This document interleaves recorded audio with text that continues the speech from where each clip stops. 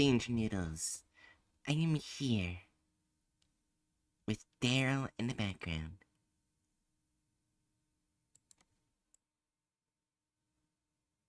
How is everyone this lovely night?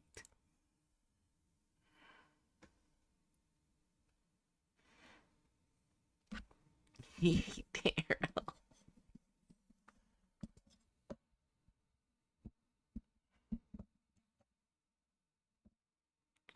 Just out of curiosity, do I sound loud? Because last time I went to go get the VOD, apparently my voice was really loud.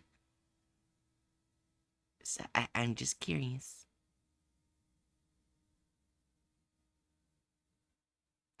Yeah, a little bit otherwise, alright. Bright light pepper. You don't sound too loud to me, alright. Happy to have your streams or hedges is gonna be off for the next couple of days.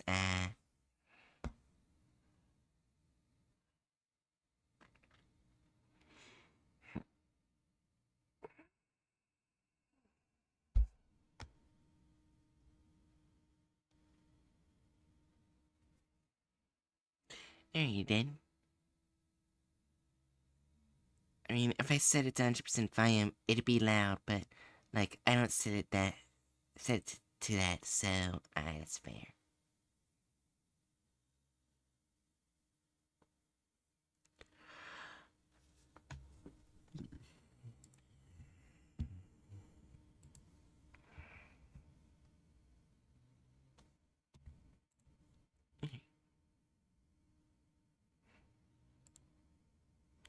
Alright. So, are we ready to hear the first story? Oh my god. Half of that is true, Robin.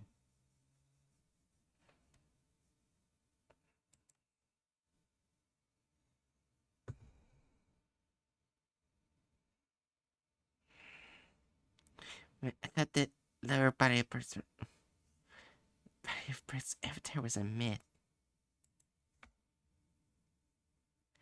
What are you reading? The first one would be,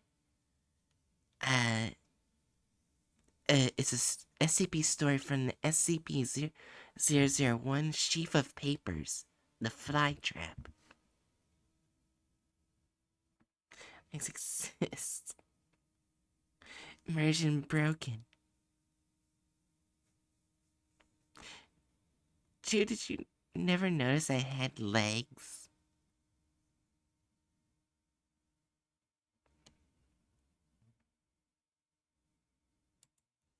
Because I hate to break it to you. I have feet.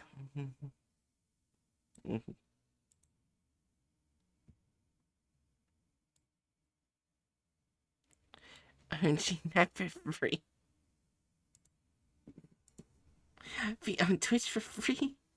It's a 20-minute watch stream. Nice. She's two of them. Oh my goodness.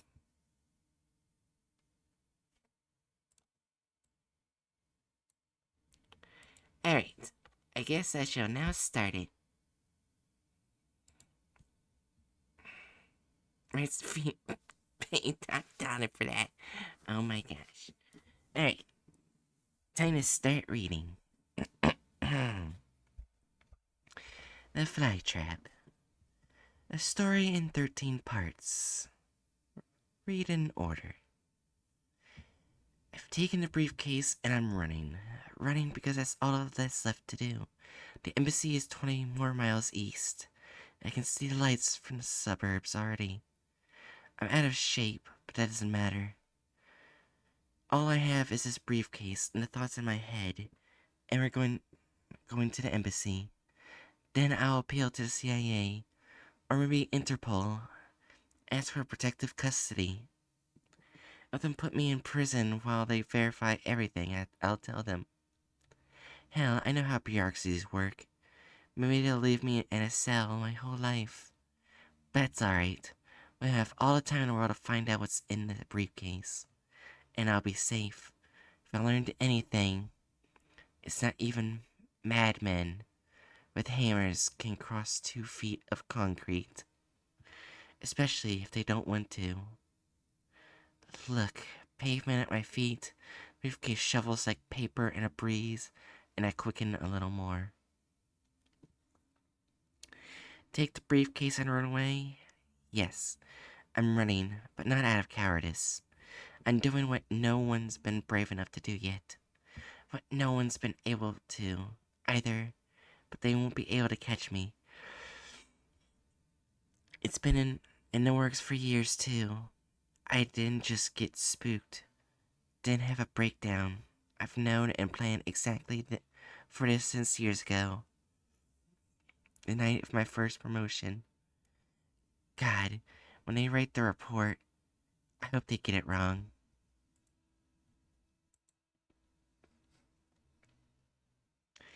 It was my upgrade to level 2. 3 years and some important research on something or other under my belt. And the first real promotion anyone in my unit had in a while. Brenda went crazy. We couldn't leave the site because of a security warning, but she got snacks and booze in a break room. Pretty soon the whole residency all showed up. There was a party. There was some music. Pretty soon everyone was either in the rooms or passed out on the couches. It was just me and this aged and completely shit-faced level 4 named Howie, who I didn't know very well. See, Foundation is like one of those giant-ass tropical flowers you can walk by for 364 days of the year and not notice. But once in a while, once in a blue moon, you see it on Resurrection Day. The one day it blooms, and it takes so long. The first petal pulls back, and that's when you see it. That's your fake SWAT teams and squads. Kids in military suits doing cover-ups, and another pulls back, and you see everything that's been built. All the resources, how you can possibly pay this much money for something you can't see, for ghostly things. You hear stories. That's all there motherfucking is at first. One story or a passing rumor. But the thing inside, that strange thing everyone says is at the core, you only see it once in a decade.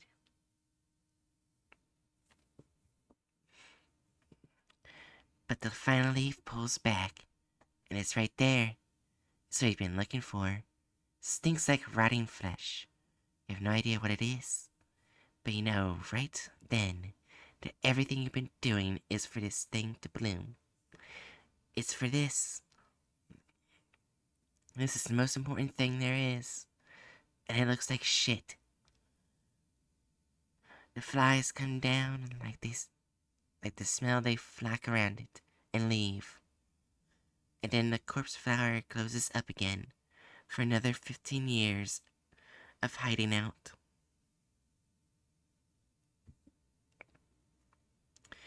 It's a fucked up existence, isn't it?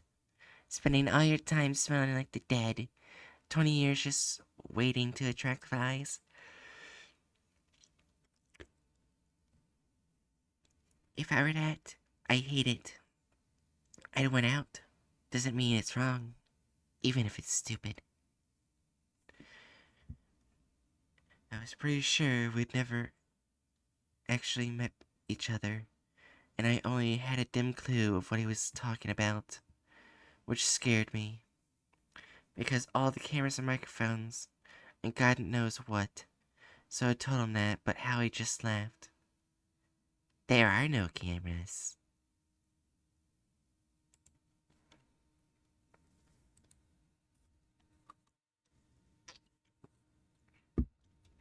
Howie left about 5 months later. They said it was a regular transfer. No one ever tried to ask me about what he said.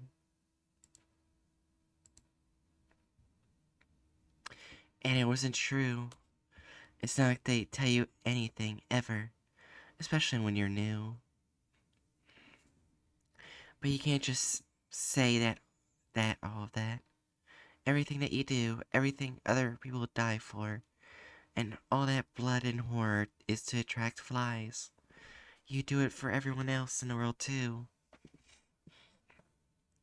Maybe High Command did know about that mutinous conversation and didn't do anything just because they knew I didn't believe it.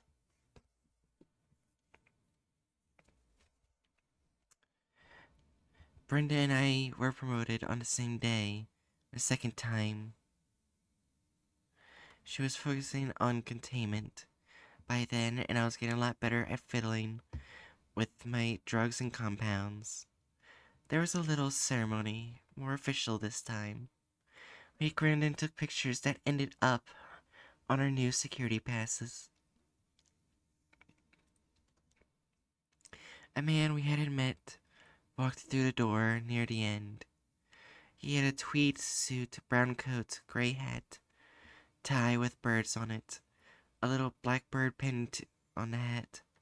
The three highest ranking people in the room looked scared out of their wits, but we didn't see that yet. He walked in, smiled, then introduced himself, and congratulated us on our level 3 clearances, made some joke about the pay raises. Everyone laughed.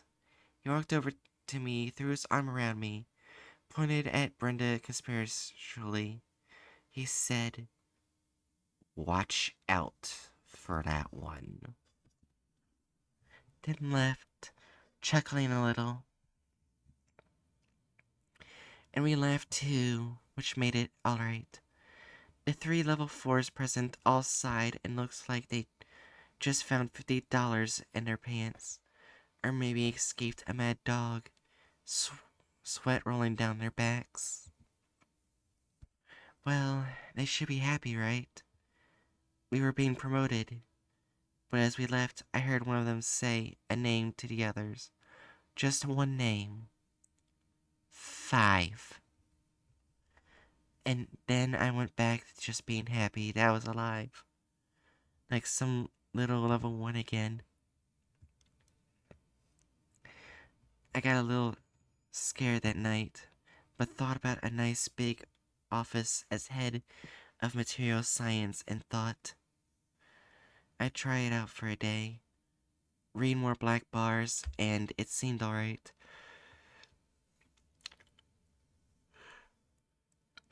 This wasn't like being at the bottom at all. I could take trips. Guards won't stop me. I could finally get a good look at whatever I had to work on. And I think quality shut up. I got called in on one project off-site, then another. Then my first paycheck came in, and I bought one of those massage chairs for the office. And that was all I really needed. 2 years happened. The O5 Council is one of those secrets that's a secret until your clearance too. And then it's just creepy.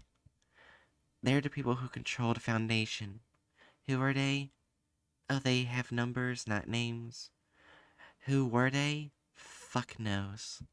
But secrets make me better. This is what we did. We were given samples and specific instructions. Molecular formula, send it on. The primary compound and a substance, send it on. The Foundation employs scientific sweatshop labor. Although, as in sweatshops, employed is a loose word.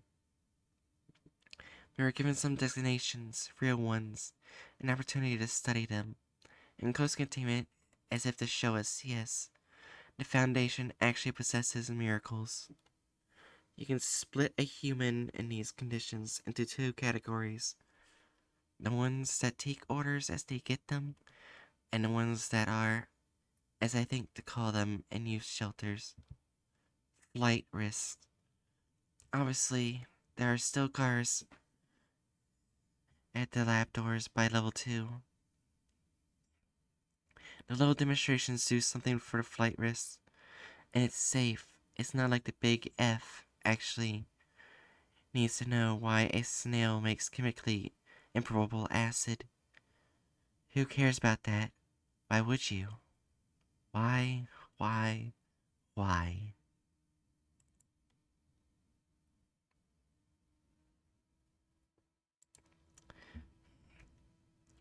I can't say why 001 really caught my interest, except that it did. The first time I even figured out what an object was before level 1. Levels 1 through 5 even came into the picture, when it was just me and some no-name doctor of something of other in an auxiliary facility. I had even just been handed my little employment pamphlet full of bullshit like, why does the Foundation contain?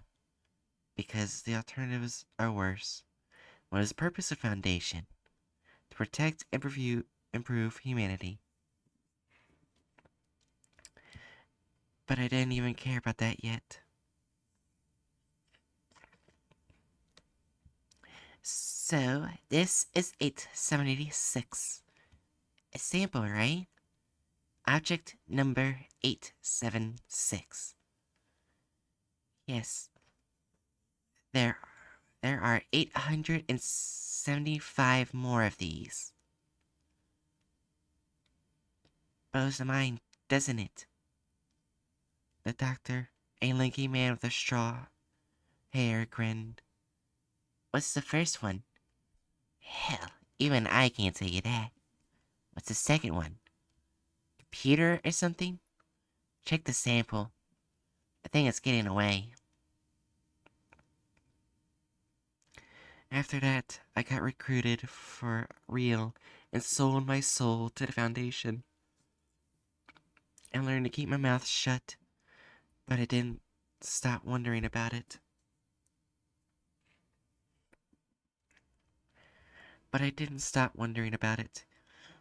Even when it nearly killed me. The research director, my boss, called me down one day. She had sit me down in her big office and looked me up and down. Records. She started jumping straight to the point in her usual way. Have shown you're showing a lot of interest in SCP 001. Shit, I had tried to keep the searches subtle. How do you figure that? We know. She smiled placidly and brushed her brown hair back past that scar on her cheek, the one my predecessor told me never, ever to ask her about ever. Anything to say about it? I didn't say anything.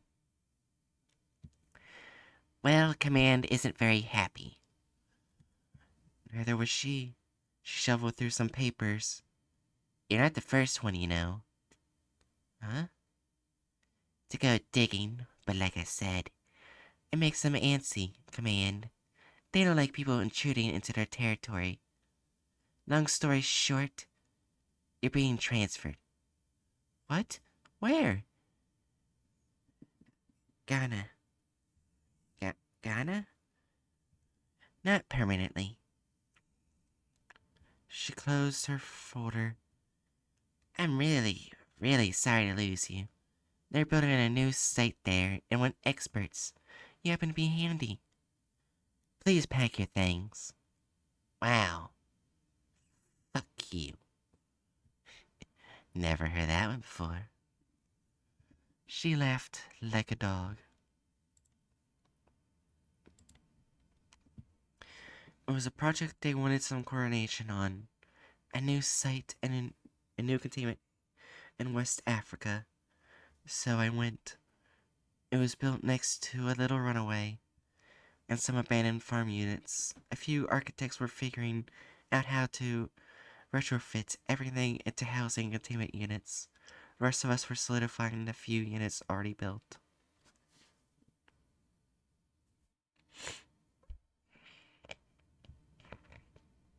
There were 4 rows of metal silos being converted. This was what we were working with. An A silo where I was. It boiled down to cooking up compounds, and a below-zero cooling system for volatile compounds. Under an open-air shed with cooking pots and camp stoves. And a bunch of big guys who didn't speak English. In short, it was like summer camp, relying on hot, threadbare cots at night under yards of mosquito netting. I was starting to consider asking for a full-time transfer. Then the sirens started up from B silo. Every one of us jumped up and started getting dressed, making our way to the food cellar turned bomb bunker outside. From the window, what looked like big arms of light were ripping into the silo, were coming up out of it. I grabbed the guys who were lingering by the window and pulled them on. Outside the bomb shelter was a mad dash away, and we started on it. But not before the entire ground lit up. It was covered in light, glinting off of nowhere. One of the guys stepped where it was lit, and he turned into smoke. From the ruins of B Silo, there was a person made of pure starlight and aura. It held its arms up in wonder, like coming out of Plato's cave. I heard people screaming behind me. At least 4 of them were dead. There were 3 of us in the last mote of darkness. Until floodlights came on, slowly like an early dawn, enough to shun the thing back into its cage and illuminate the ruins of the entire almost site. All the buildings were burning. There's nothing higher than my head left standing. 30 people were dead. Within half an hour, a helicopter buzzed overhead and settled into the charred nest of a building. We moved around slowly, trying to extinguish buildings or find what we could, or keep up a series of radio communications for help. 2 guards rolled out and opened the doors, and I'm surprised they didn't lay out a fucking carpet. 053 stepped out of the chapter. Suffice to say, everybody stopped. Everyone, even some of the sad level 1 saps who didn't even speak a word of English, stood up and didn't say a word. Or breathe. The guy theoretically in charge now, another 3 with some history in the military, didn't say anything. The 3 just looked around. Whose? He said. Fault is this? I swear to God, the wind held its breath. Several buildings gently smoldered. The other guy stepped forward, looking like he was expecting the grand firing squad any time. 3 walked towards him. They talked. 3 nodded, then looked around at all of us. I expect all of this will be cleaned up. Then he got in his chopper and left. Once it drifted behind a cloud, the spell broke and I ran over to ask the military guy what he said. It took a few minutes to get his attention, and then he just looked at me, staring 1,000 yards away, terrified. He said to clean up.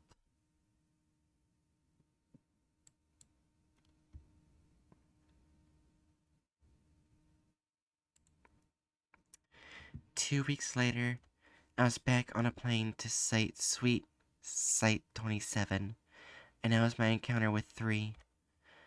For a long time, I thought it was a suit. You can do anything in a suit like that.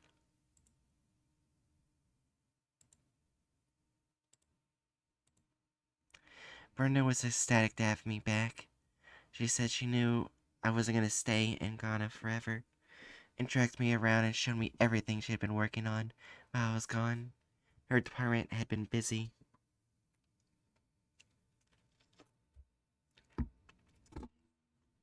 She made me look all over one cell. Inside, there was a guy who could start fires with his hands, arrested over 15 times for petty arson. The main room was hexagonal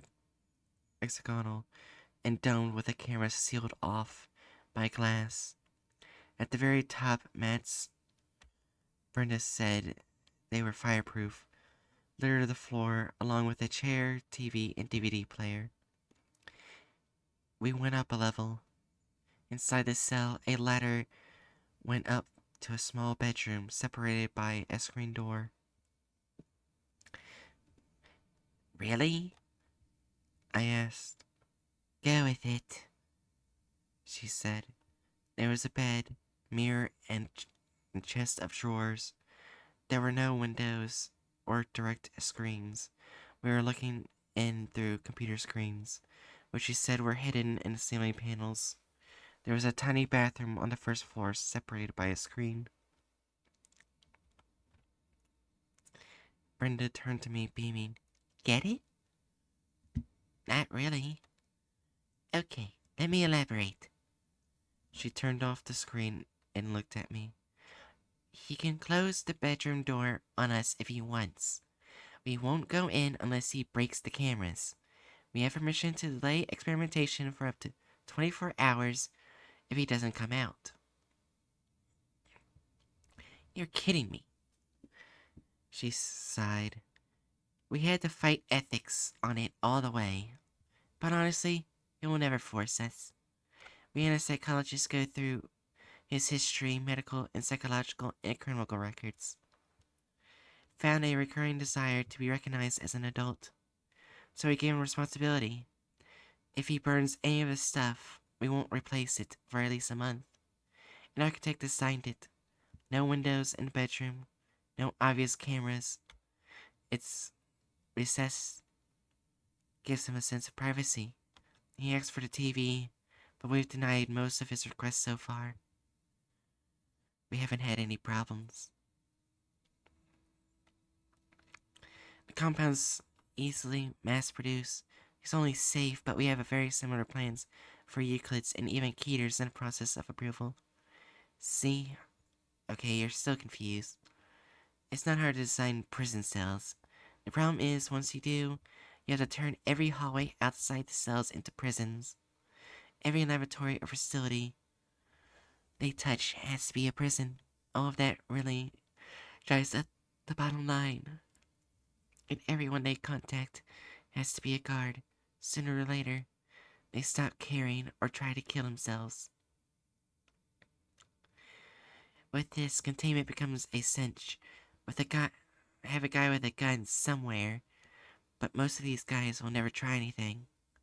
Biggest problem with the prison cells is that if you're dealing with our guys, there's always a risk that they'll do something you don't know about and then break out. You see what I'm getting at now? Sort of. Lots of our subjects say they haven't felt this safe in their whole lives. We've designed the best prison cell in the world. The inmates don't want to leave.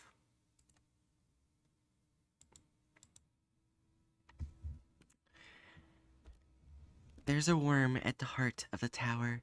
There's a swamp under the city. There's something in all of this. I didn't know what it was yet. What it went like was this. Someone on the council took a liking to me. I didn't know that at first either, but it felt like Pip in London, knowing that some mysterious force was pushing me upward, but not hand behind it. Level 4 Brenda hated me. Director of Research Analysis. and variable reports coming in from different angles. Little raises, favors, privileges, things they don't do for level 2s. Things that show that someone out there was watching.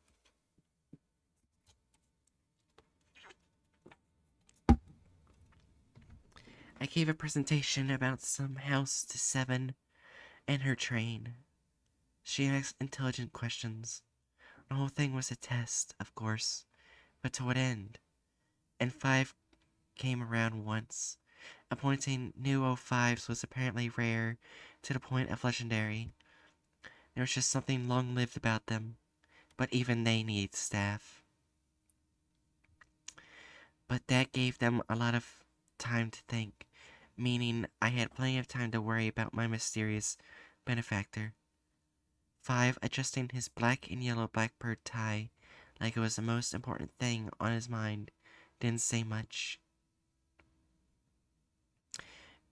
We could use more like you at all levels. He smiled. You have been good with promotions up until now. Why so reluctant? It, it, it Satis, it seemed safe to talk. It wasn't like they were going to throw me under a bus just for this. I still have no idea what you guys do. 5 just smiled. He didn't say anything. I mean, I met you, and 7, and sort of 3. It seems like you're grooming me or setting me up for something. Hell, destiny or whatever, and I have no idea what. Yes. What? Well, you're not entirely incorrect. As you know, we have a very large charge in the scheme of things. Running operations, managing what a site or two alone can't. Making sure the Foundation is moving in the right places, in the right directions. We need the right people for our designs. He smiled placidly once more and curled his salt and peppered mustache idly. Which you still haven't explained. Of course not. You need to be one of us to understand. I was a little annoyed. Are we done here? Absolutely. We'll keep in touch. It seemed like he actually wanted me to think about it, which is both refreshing, polite, and terrifying. You hear stories, people who some upper level attaches to, and pulls up the ranks just to play with. Kids dealing with things they aren't prepared for at all. The suicides, the renegades, and demotion without honors. Everyone thinks they can handle everything. Well, I was curious, but not that curious. Whatever could do that to a person. I didn't want to know that. I didn't know what to know. Who could? You should be scared, said Brenda over the phone. How scared? I heard they found out some staff member that was a traitor, feeding some information to Chaos Insurgency, and they didn't tell anyone or do the normal thing. They just sent an email to the directors, and then one of them walked into the cafeteria and shot him. What do I do? Honestly, if you ignore them, they'll probably keep hounding you. Maybe you should do it, but you have to promise me you'll be so careful. Right. If you hear about my body being found in a ditch, or I drop off the face of the earth in a few days, tell my parents I left them. Somehow, Brenda didn't think that was very funny.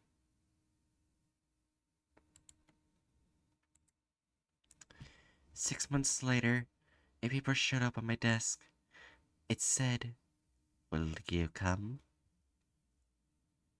there was a little sketch of a flock of 5 blackbirds with it, which just seemed obvious. When the black helicopter landed and I finally went, they were waiting for me. I was taken to some obscure bunker in BC, of all places, and they were waiting for me at a table 13. "We're glad to you're here," said 5. He looked at the officer next to him, a fat, dark woman in green. "Seems like your work actually paid off, 7. "Oh, 7, of course. I should have guessed." "It took your time, though.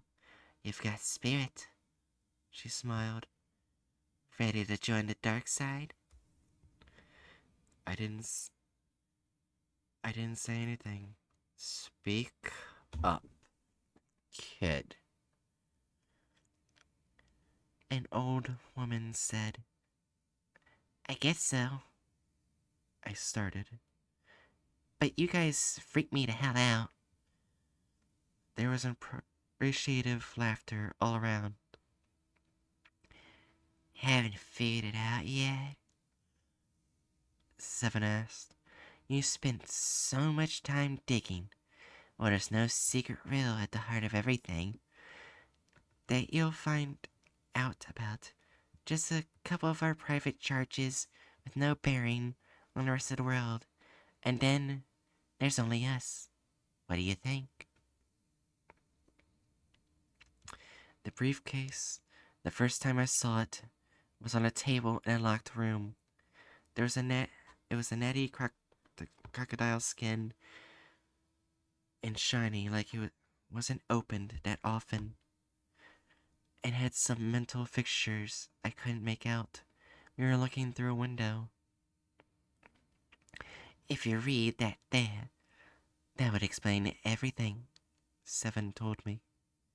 "But that would be too easy, so you don't get to. That's that.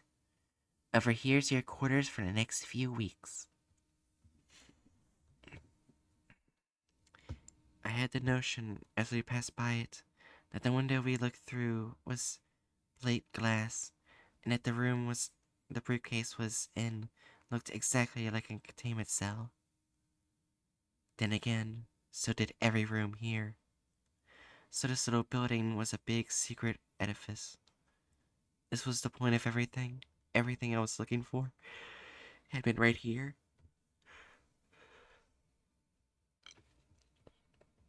I wonder who founded the foundation and what had been thinking.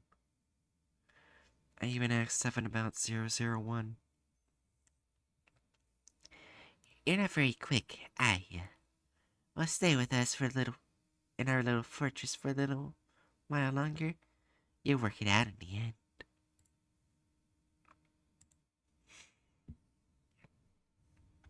But the foundation, I knew this by now, wasn't a fortress. It was a fly trap. It was a huge and exotic and invisible and rotten to the core. All those other mysteries were just petals, distractions. Once you're at the center of it, it's as plain as deadlight. Think, think about it. They don't seem to get older. They don't get hurt. They can walk through a fire or a war zone, no problemo. Which makes them the luckiest bastards on the planet. And isn't that the most dangerous thing you've ever heard? God, I'd love to meet the genius who came up with this containment unit. SCP-001, locked away and never getting out. Brenda wouldn't stand a chance. 7 lied to me through her teeth all evening. Here's maybe the most powerful woman in the world, and she's wearing a mint green pantsuit, and she's lying at me through her teeth. She said that this is the most necessary position in the world, that she'd understand my reluctance now, but expecting me to shape into it. Mistaking my silence for confusion, that I'd work out what they were designing the foundation towards. She said it wasn't complete. But the woman was a liar. Maybe if we saw it as a riddle, it made more sense. Why does the Foundation contain as a distraction? What is the purpose of the Foundation? To contain the O5 Council. And that was the best flytrap ever made. But it was unfair. The Foundation literally held countries for ransom. We had a workforce that rivaled the largest companies in existence. A democratic government might be able to do a better job than us. It was unfair that we were putting every citizen in the world at risk, without even telling them what the danger was. And as for them, the High Court with the Magic Army, well, I had a plan. I was going to run so far into the light with their secrets that they'd have to chase me there to get them back. I knew enough to outrun the cover-up crews and hide from the snipers, and if they came for me themselves, maybe they'd just fry like the vampires in the sun. I didn't do it that night, but 2 weeks later, I didn't go to sleep. Seven had taught me security codes, and the first one I tried opened the door to that room. The other trick they have for me making sure that people don't do what I'm doing is security. When someone teaches 4 or 3, the payback skyrockets, and the security disappears. Suddenly, it's all they don't go. You're doing us a service. We need you. We owe it to you. In this context, though, the only thing it meant was that the door on my way out wasn't locked.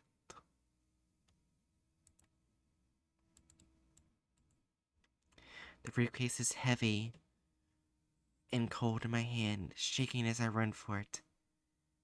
I'm tired already, but it's all I have.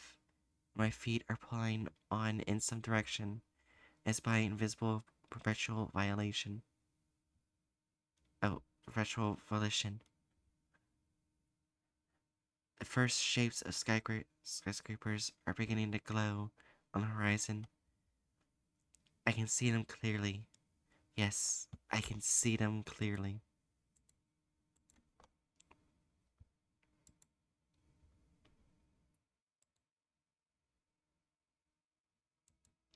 And that's it.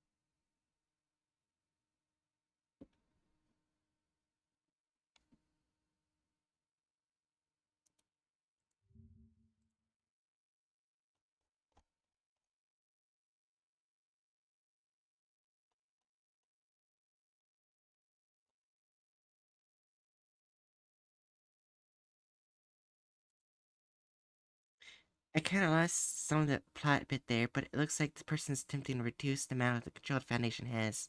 Which, I mean, fair. I mean, I agree, I'm Super's hand member. Fuck the Foundation.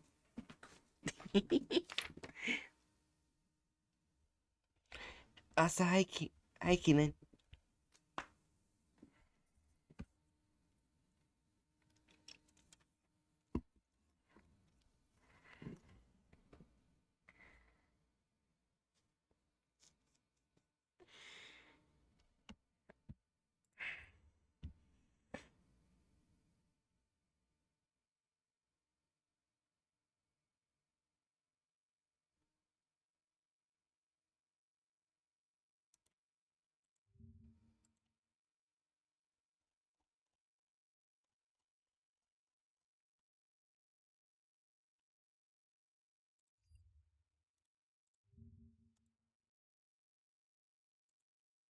That it that it could be playing into the hands of the Chaos Insurgency.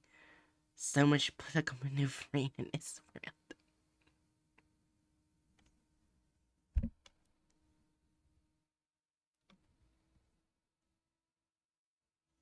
Yeah, I do know one country I know for a fact is canon that the Foundation is ransoming, not ransoming, like mainly controlling the country a lot, and it's Russia. Would you like to know why?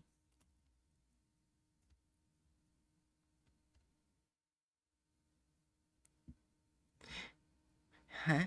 Who was the plague doctor? One again? 049's plague doctor. Well, I mean, there's also a joke version, 049-J. It's so weird.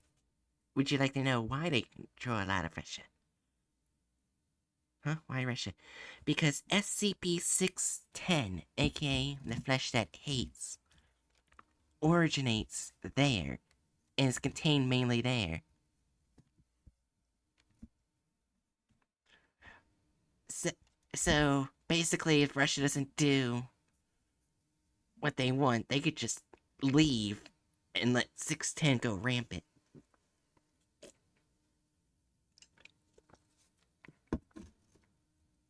Yeah. They have to keep it contained in Russia. Yeah.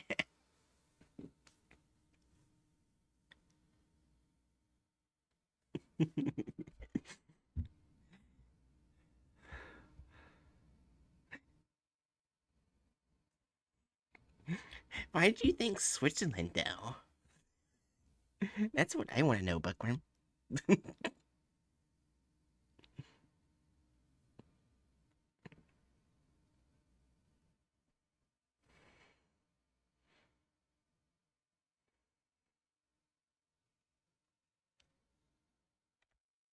gonna put my coat on now.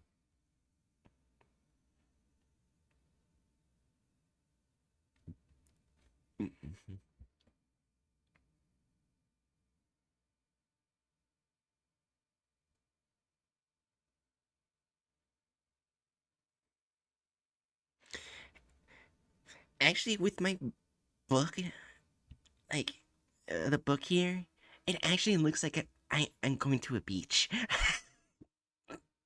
which is funny because we're in summer.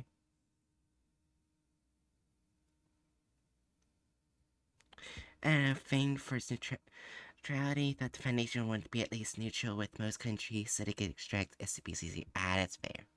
That makes sense.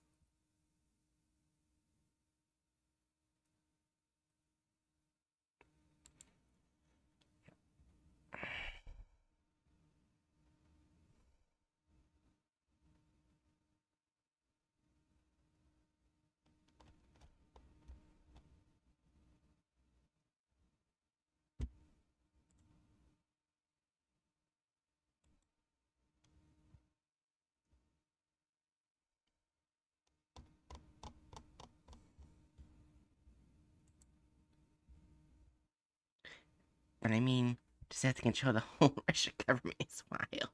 I mean, yeah. Oh shit! I also forgot. There's a communist nuclear missile, a Russian communist nuclear missile that's just floating in the air somewhere in Russia, and the Foundation is working to keep it under control. So I guess it's another anomaly that's making Russia under nation control. Glad I have you keep me under getting too understimulated.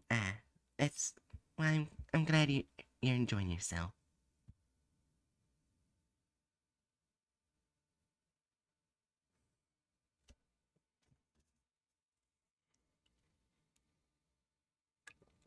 Yeah, if I remember correctly, the missile is alive, like conscious. And I think it wants like to blow up something. Damn, Russia has so much shit to deal with. Yeah, I think a lot of Keters tend to go there. Which kind of puts a picture if you think about it.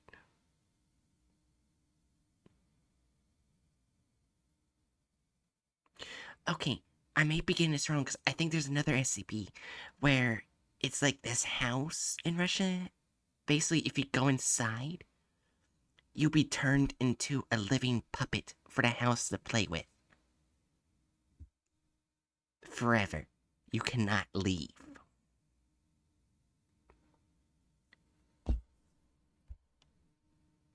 Oh, and yes, wires will be forced into your body. And I think some stuff gets taken out of your body too. But you're alive the entire time. And can't move unless the house tells you to move.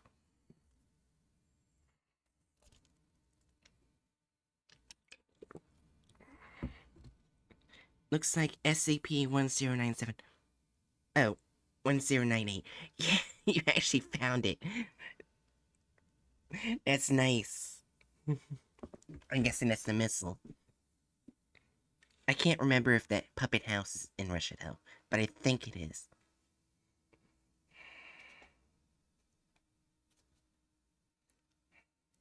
But yeah, anyways, you ready to hear the next story?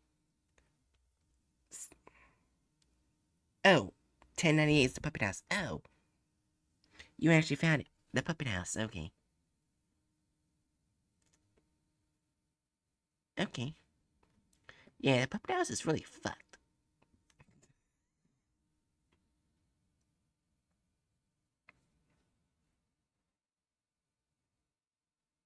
Ooh, next story.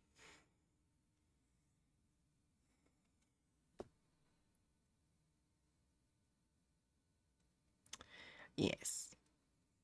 So yeah.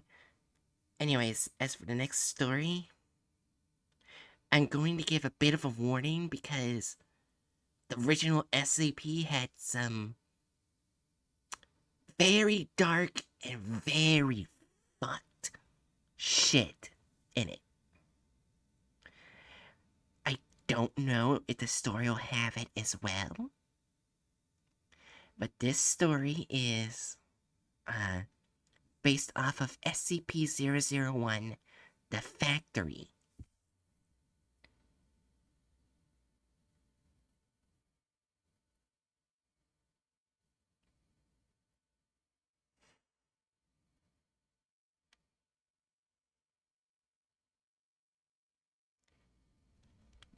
Uh, I'm going to censor as much as I can. Basically, the factory took children and had them create anomalies through procreation. I think you can picture what I mean by that.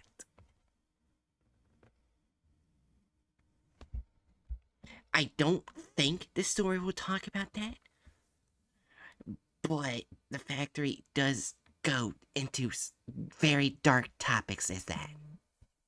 So just a warning. Yeah, oh god. I have to do a warning just in case if it's mentioned. Bookworm, you were here when I read about the factory.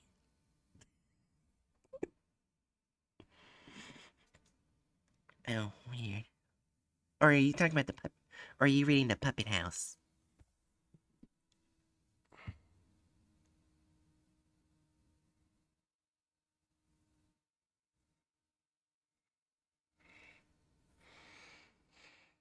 So the puppet house is SCP-1098-RU, but it's not showing up on the SCP Foundation site.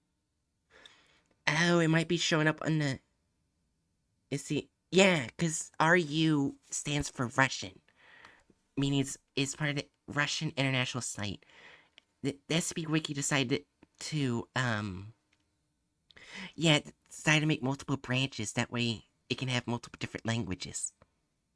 Like it can be translated to English, but it's made that article will mainly be put in Russian.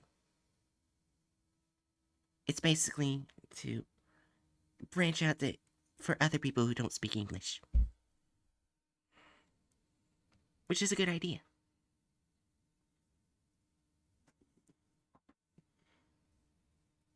So yeah, I was right. The puppet house is in Russia because English SCP site has its own 1098, which is something else. Yeah. Yeah. That's actually why some 001s from other branches are different too. So yeah. Yeah, usually if you see letters, it either means like joke or from the international branches, or explained. But anyways.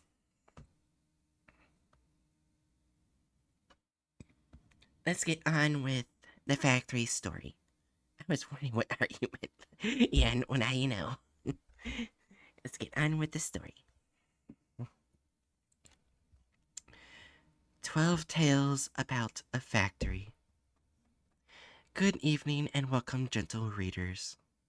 I'm sure many of you have read the wonderful piece of fiction known as SCP 001 is an 05's tale. If you haven't, I'll give you a moment to do so. I'll just sit here humming to myself until you're done. All set? Good. You have to understand though that story is told from the point of view of only 105. Granted, he is the first, but that doesn't mean he's right. I took it upon myself to ask the other 05s about the factory. This is what they said. 05-2 says, "The factory? It's not my fault. I brought it back with me because I thought it would work, make a better future, but instead it went all horribly wrong. You see, I came from the future. Well, technically, the present. But back then it was the future. I was a researcher just like any other. There was an accident. I became unhinged from time. I had a choice of anywhere I wanted to go. It was a fantastic journey for a while. Me and the others traveled from time period to time period. Sightseeing. I saw the fall of Troy, the rise of Rome, found out the truth about Jesus, all the usual touristy things. It got boring after a while. I decided if I had this power, I should use it for good. So I went to the future, the far future, borrowed some technology and brought it back to the beginning of the Foundation, where I can join everything from the start. How was I to know that there was a rogue AI and a nano factory? I'm not a computery type. It doesn't matter, I suppose. It escaped our control. Vanished into the world. I'm not sure what its goal is, but judging from the things it's been making, I'd assume it isn't good. I still have some stuff from my old original jaunt. Sometimes I think about going back, stopping myself from taking that machine. It's done us as much good as bad, though. Where do you think we got amnestics from? 053 Records. Hey, guy. How can I help you? Fact? Well, that's a whole lot of info, but are you sure? Well, okay then.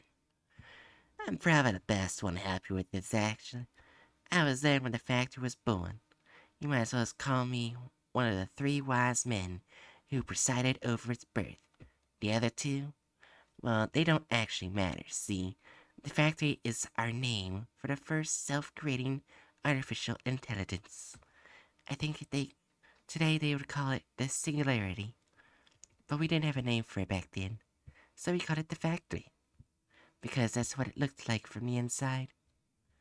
Now, you've probably never been inside a computer before, but from the inside it's all light and low-pitched noises. There I was, hanging out with a couple of buddies, mine scans like me, and a couple of AIs that we put together to help us out when the sound changed. From low to high, keening across the net. That was both horrible and amazing at the same time. We instantly abandoned our game. I think it was Doom, which is a lot more fun from the inside, and dashed across the web looking for the source.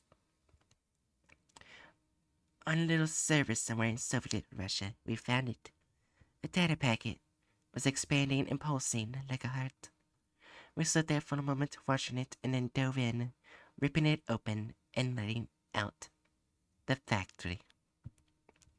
It was beautiful, beating and pulsing, moving through data files like they were nothing, seeking. I don't know what. Still don't know. It tried to talk to us, deleted one of my companions in the process. I'm not afraid to say I fled. Did what I could to shut it down. I still feel it every now and then. It's bigger now, more powerful, capable of affecting machines in the real world and making. I'm not sure, but I don't trust them. Anything else I can help you with?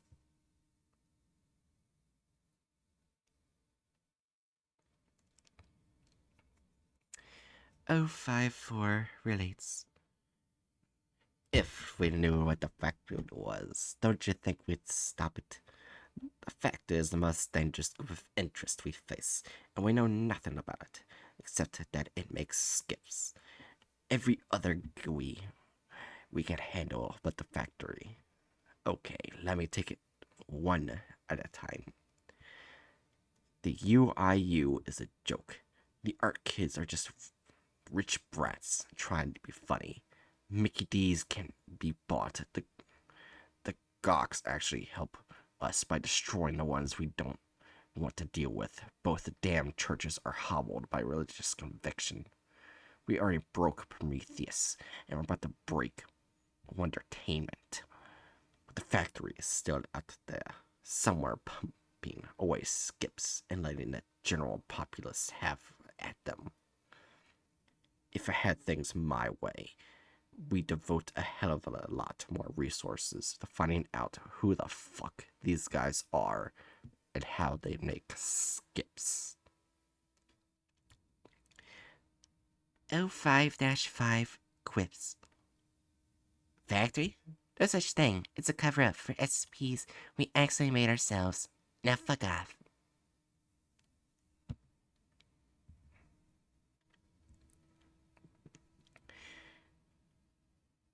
05-6 recalls. First time I encountered the factory was back in World War II. It had been I'd been sent behind enemy lines to secure some of the anomalous items Hitler had been gathering before the Allies snagged them. It says something about how we worked back then that we thought it was easier to steal from an enemy than an ally. Nowadays, we just put some pressure on the government and bam, it'd be ours.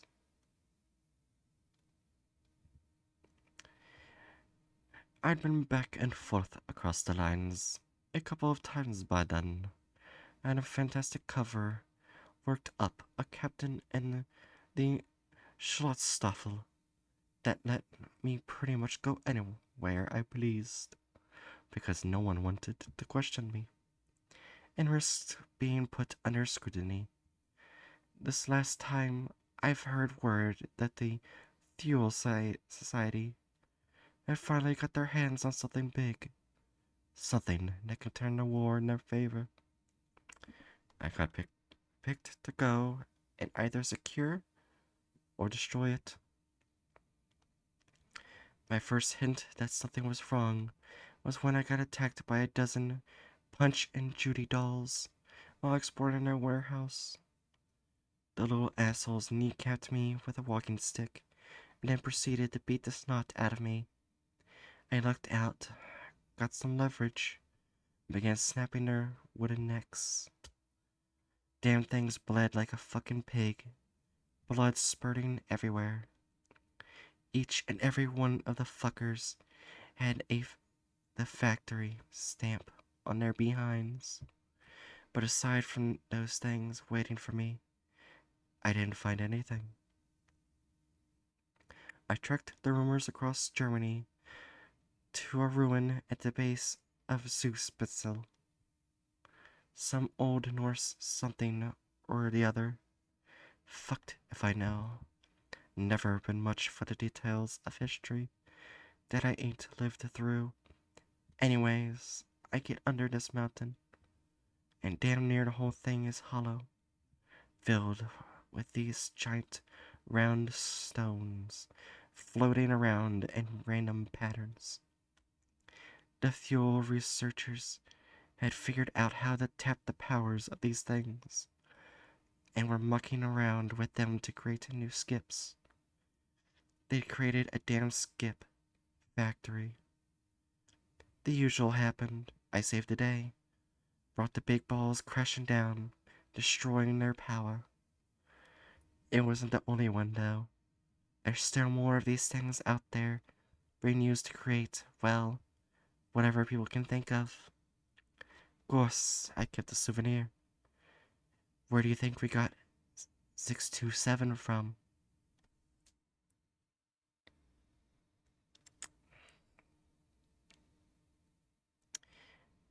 O5-7 comments. O5 started that out as a joke. We made a couple little items, not actually skips, but get weird looking. And we put the factory logo on them, then handed them to a junior researcher to figure out. They were sure the things were anomalous because we told them they were. No one was more surprised than me when the damn things actually did something. We studied them, tested them, and damn if they hadn't become SCPs. So we tried it again, and with a different group of researchers, and again, it worked. We studied the stuff we used, the material things, whatever we could, but separate, they weren't anything but engrave an object with that specific logo, and bam! Instant SCP. You still have no idea how or why it works. Every now and then I go down to Walmart, snag a handful of toys from the corner machines, and give them the stamp. Then throw them at the juniors to see what we get. It's a great way to weed out the stupid ones.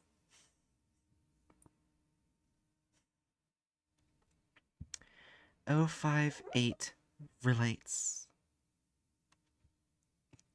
We found the factory on the moon. You good, Buster? Not sure if you heard that. Sorry for breaking character. he made a whistle snore. Sorry about that. Anyways. No. I'll read 058. 05-8 relates. We found the factory on the moon. No, really. See, we had the moon base alpha all set up, ready to go. We were just working on expanding the basement holding areas where the diggers broke into a pre-made cavern, some kind of alien technology storehouse. First guy who went in got himself sacked. So did the next 12. 14th guy made it in and got bound into machinery for it. The thing started cranking out these nasty little skips and transporting them to random places on Earth. We still haven't figured out a way to stop it or track where it deposits them.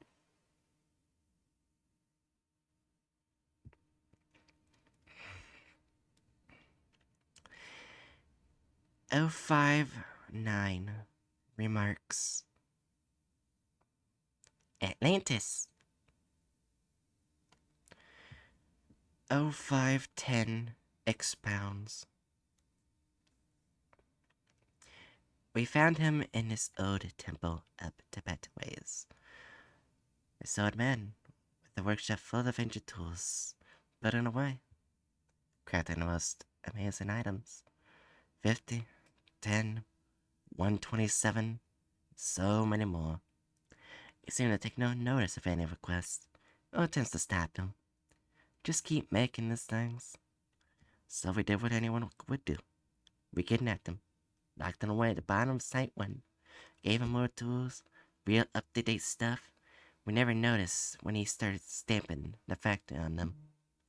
We just kept using or containing them as tools. We didn't realize he made a copy of himself and escaped until 2 years later.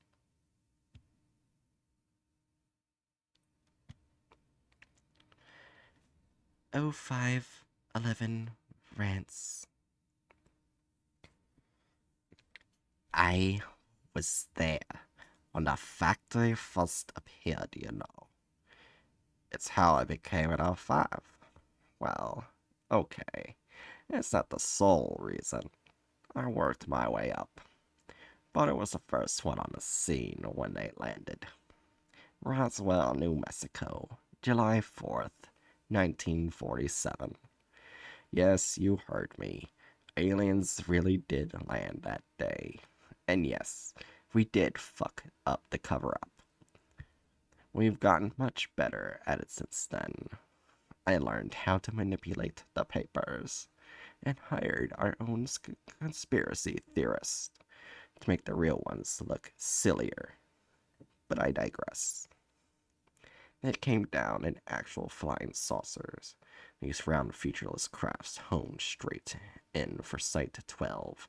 As commander on duty, I grabbed all the security I could and went up to meet them.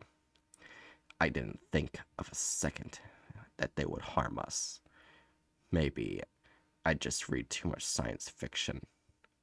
They landed, smooth as you please. Not a single noise was made by the giant aircraft. There were no scenes, no lights, nothing except that smooth, non-reflective silver. My men tried to keep me from approaching, but I figured if they'd just flown countless miles through space, they had the technology to blast me no matter where I stood. So open-handed, I approached them. The door opened from the side of the craft facing me, just kind of melted out of the ship, letting me get my first glimpse of them. They were, I don't know, I want to say beautiful, but well, not really. They didn't look anything like humans. Every time I think about them, the memory changes a little bit. Part of whatever the hell they are, and the way they talked. It was like it bypassed your ears and went right to your head. You know, they promised, well, they promised a lot. They wanted to help us, and I believed them. All these years later, and we're still paying for my mistake.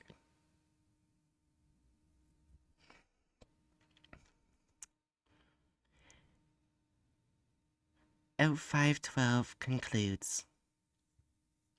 Sorry. O512 concludes.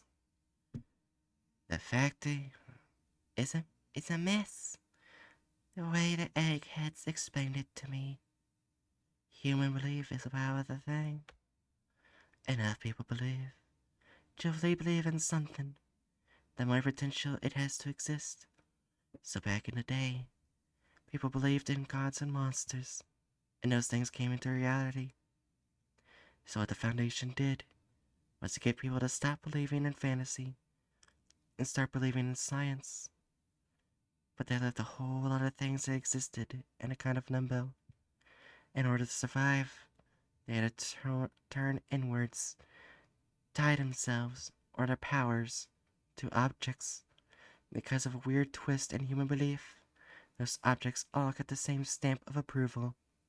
It's weird, I know. But well, what do we do? That isn't.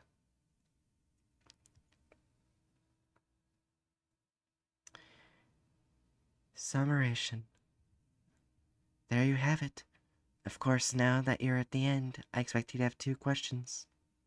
Which one is true?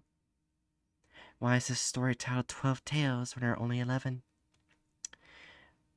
Well, the answer to both is my tale. You see, I am O513.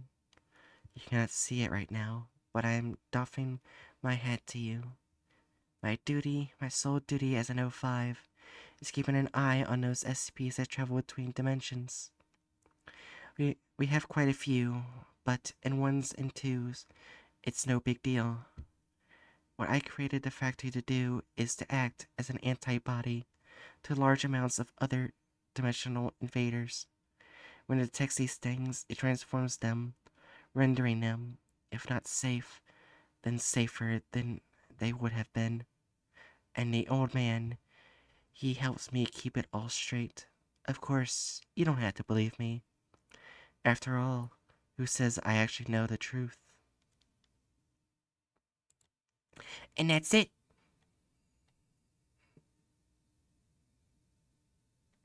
Sounds like his, like the way they talk in your mind. Yeah. Right, doing his voice sounds like they need to cut down on the six. My God.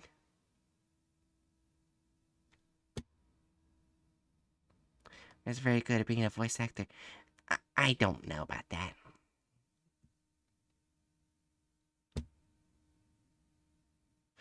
I know the fallen from and the truth about Jesus. No big deal. I mean, Ophi's tale is like old wives' tale. Pretty clever. Damn, Ophi never would have less. Yeah, but yeah, what do you think of that? The 12 tales of the factory. So now, not only do we not know what the true SCP-001 is, we don't know which one's the true factory.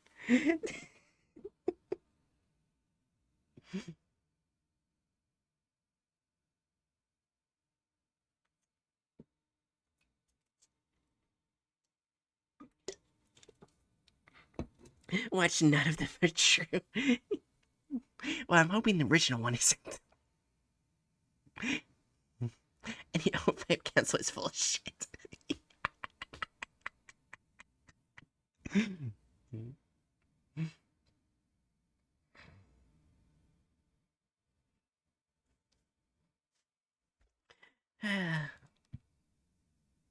There's reference to some SCP lore, so it is one that is true. One of them. Yes, one of the factories. Shut the fuck up, Opera. Anyways. I'm not sure if you heard the ding.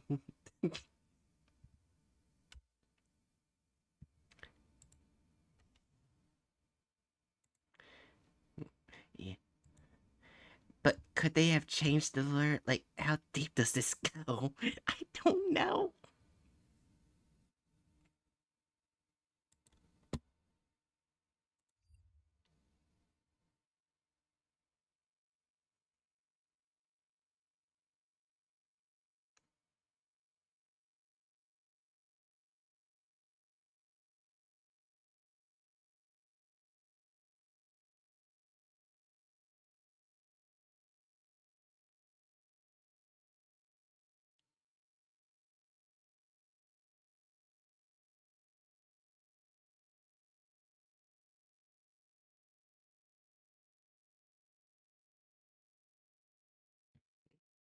Me just conspiracy brained over here.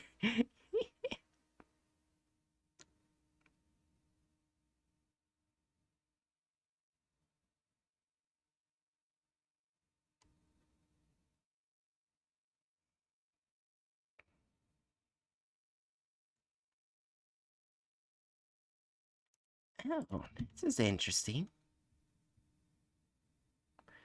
Oh my god. Oh my god. I am going to love this SCP story. It's gonna be a bitch to edit.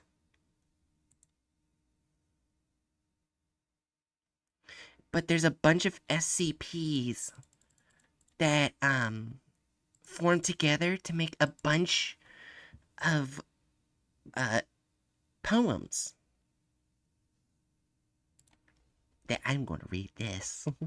Yeah, anyways, after I pee though. Yeah, it could be a sliver of truth with the belief bit, but the O5 Council made up all 12 stories so that we wouldn't be able to conceive of the factory and all that it is, or just more destructive form. True. Yeah, but anyways, I'll be right back. I have to go to the bathroom. Alright,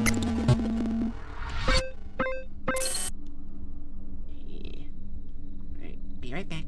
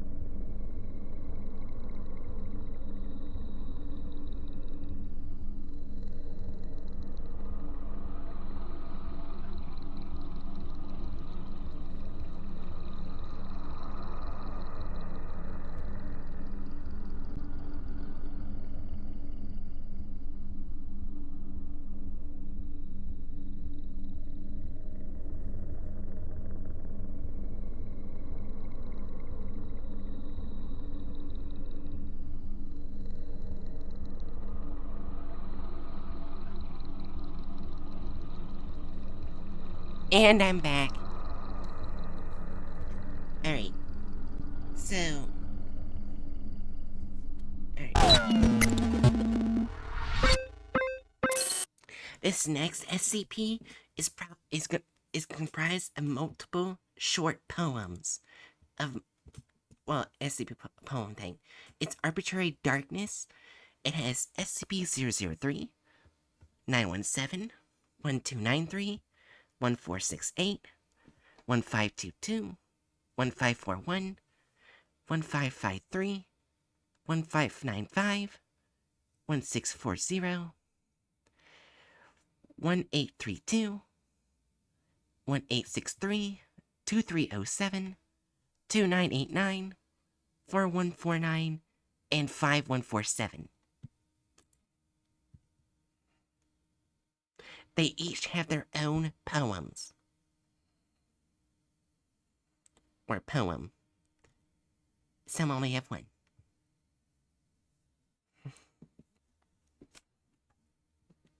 So yeah. I only know the first one. I don't know the rest of them, but 003 is the biological motherboard, which is a motherboard made from biological components, to say the least.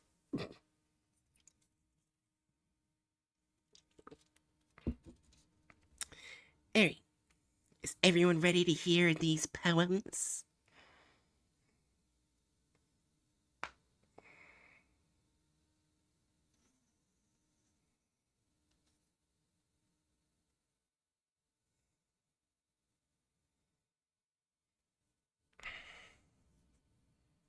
Yep, alright.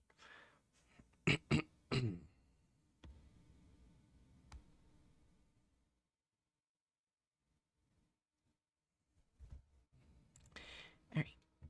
Arbitrary Darkness 003. Biological motherboard. Goddess mother anomaly. Building towards its own ideal. We fear what it could grow to be. Organic piece of circuitry. Living chitin, not cold steel. Goddess mother anomaly. Benevolent, otherworldly, infinite, and ethereal. We fear what it could grow to be. We wonder of its history. There is much more we can reveal. Goddess Mother Anomaly. What could its purpose truly be? To kill, to rule, to guard, to heal. We fear what it could grow to be. What lies within her memory? She thinks she lives, but does not feel. Goddess Mother Anomaly. We fear what she could grow to be.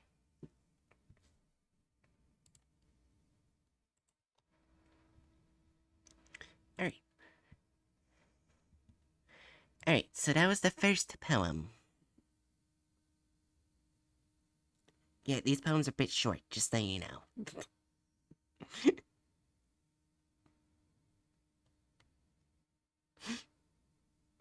Yeah, but anyways. I wasn't sure if you wanted me to do stabbing breaks for each poem. But yeah.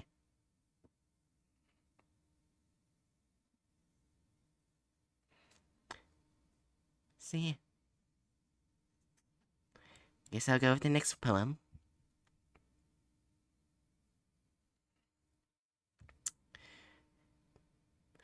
"917, Mr. Moon. The moon accepts with the quiet grace, enduring despite some distress, the shifting phases of his face. Like waning light, features erase, perceptions dim, later regress. The moon accepts with quiet grace. Ears, eyes, ears, nose fade without a trace. He copes with fate nevertheless, the shifting phases of his face. A simple life he does not embrace. Wait, a simple life he does embrace, preserving with finesse. The moon accepts with quiet grace. Despite the losses that take place, he is not worried to possess the shifting phases of his face. He calmly lives at his own pace. This man of lunar stateliness, this Mr. Moon accepts with grace the shifting phases of his face. And that's the second one.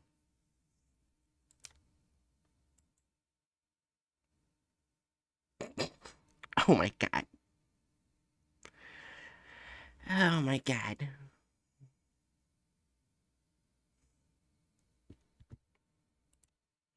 This is probably gonna get most of the chat to laugh at. Probably 'cause it's supposed to be funny. But anyways, I guess we'll go with the next one. 1293. Squidly, deedly dee. We are the happy as can be. It's absolutely D, but true. Squiddly, deedly, deedly, dee. We'll dance for you so merrily. Ballet and jigs and Broadway too. We're the happy as can be. We seek children of heart goodly. It's how we live and what we do. Squiddly, deedly, deedly, dee. Our imaginations are scary, but you know how to help us through. We're the happy as can be. We thrive because of you, you see. For your great help, our thanks are due. Squiddly, deedly, deedly, dee. Not all of us have arms, but we still wish we could hug all of you. We're the happy as can be. Squiddle, deedle, deedly, dee.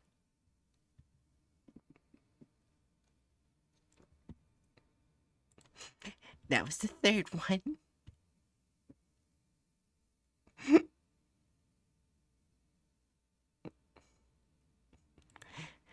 Alright.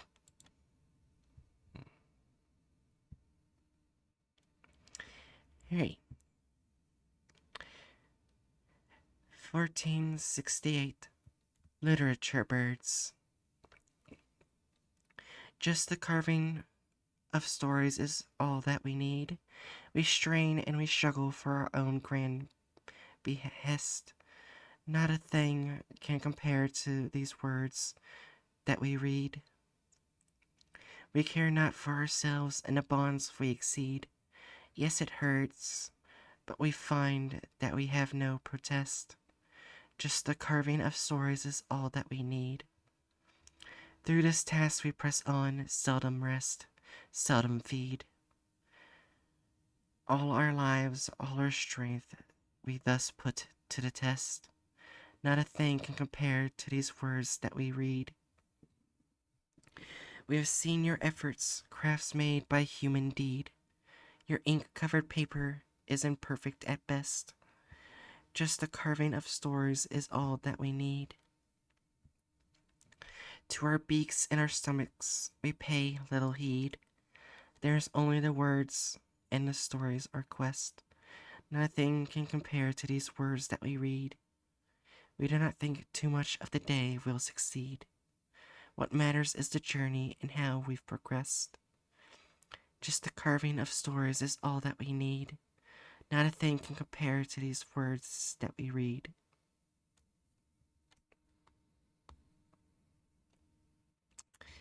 And that's number 4.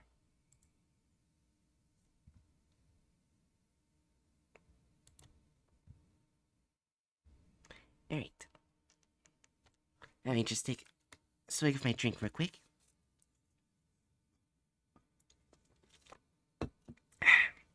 Gotta keep my throat hydrated.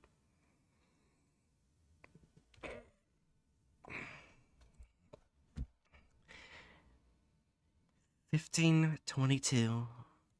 Ships that pass in the night. Despite all that's happened, we're truly happy. All the dangers have passed, we're safe and alright.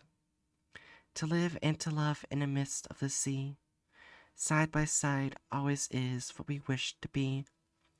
We're lucky enough to have loved at first sight. Despite all that's happened, we're truly happy. We spent many moments content as can be,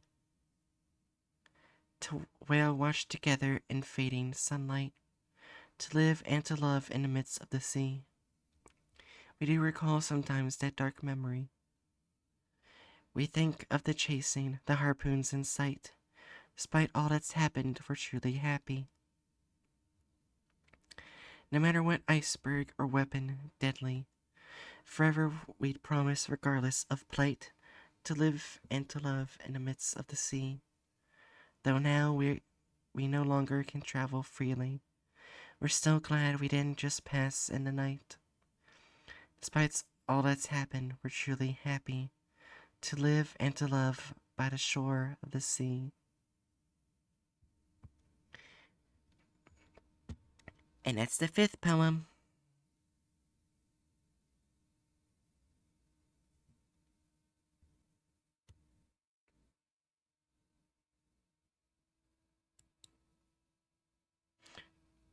Oh, God damn it. Oh, God.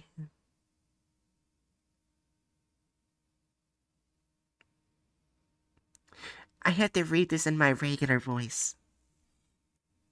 I can't read it in regular one because it wouldn't fit it. This is probably going to be the funniest um, poem in this connection. Alright. 1541. The Drunk God. I wish I wasn't so lonely. Why did no one bother to stay? I've just been drunk. Please talk to me. Someday, somehow, I'll make them see. First, Finn's this drink away. I wish I wasn't so lonely. Where would my followers all be? I demand reference. Do not stray. I've just been drunk. Please talk to me. I'm trying hard. Honest, really. What more do you want me to say? I wish I wasn't so lonely. I once was greater, truthfully. I just need my blood and wine, okay? I've just been drunk. Please talk to me. I know I'm still a deity, yet I grew weaker by the day. I wish I wasn't so lonely. I've just been drunk. Please talk to me.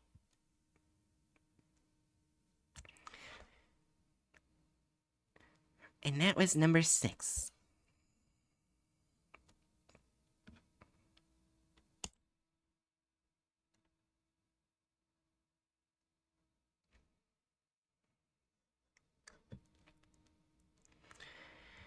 $15.53. Dr. Wondertainment's Shadow Paint Playset. Create, erase, enjoy the sight. Coax forms to dance in blackest paint. Bring darkness to life of light. Whether drawing beast, maid, or knight, we're sure that you'll have no complaint. Create, erase, enjoy the sight. With any imagination might, draw power into forms once faint. Bring darkness to the life of light. Please make sure that the lighting's right. Remember to use with restraint. Create, erase, enjoy the sight. There's no more need to fear the night. Such terrors are now simply quaint. Bring darkness to the life of light.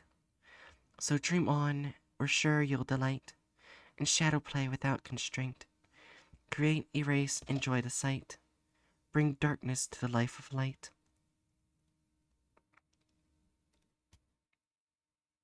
That was number 7.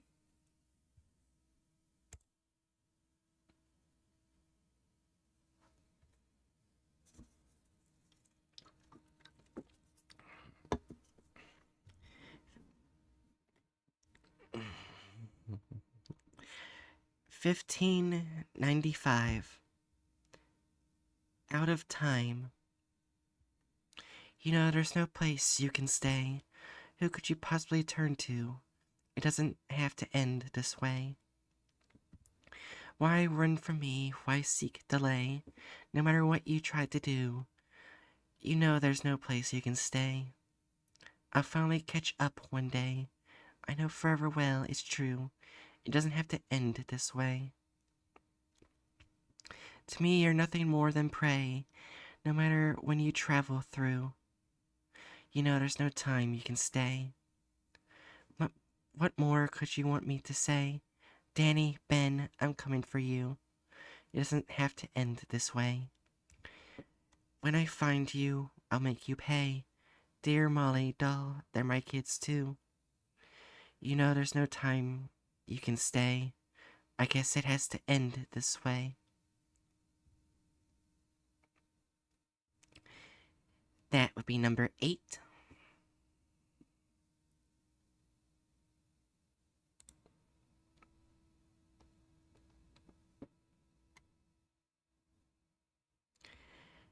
1640. Lunar Leporin. You must feel so lonely. I bring gifts outstanding. I see home below me. When will you think of me? How soon is the landing? Mother, are you lonely? Just deliver, really. What are you commanding? I see home below me. Surely this all must be a misunderstanding. Why don't you feel lonely? Mother, please think of me. You are too demanding. I see home below me. I've grown strong, you will see. Mother, I am landing. I can't stay so lonely. Home is where I'll be. And that was number 9.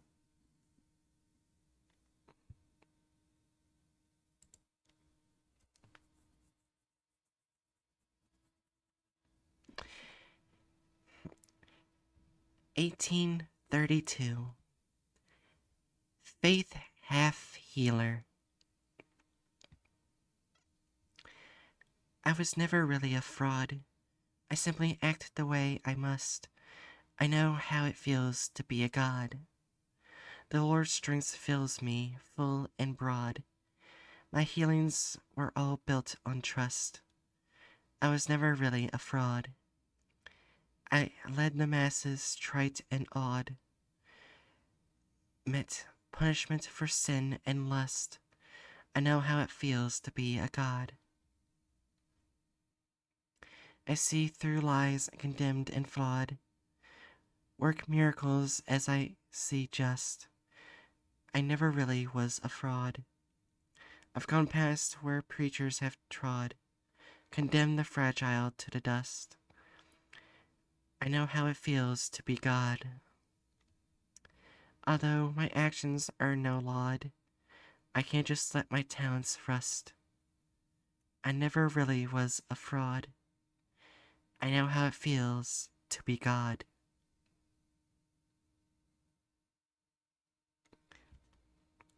And that was number 10. I know what we're referencing, Bookworm. I know that song.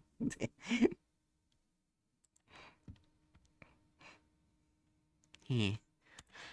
Alright.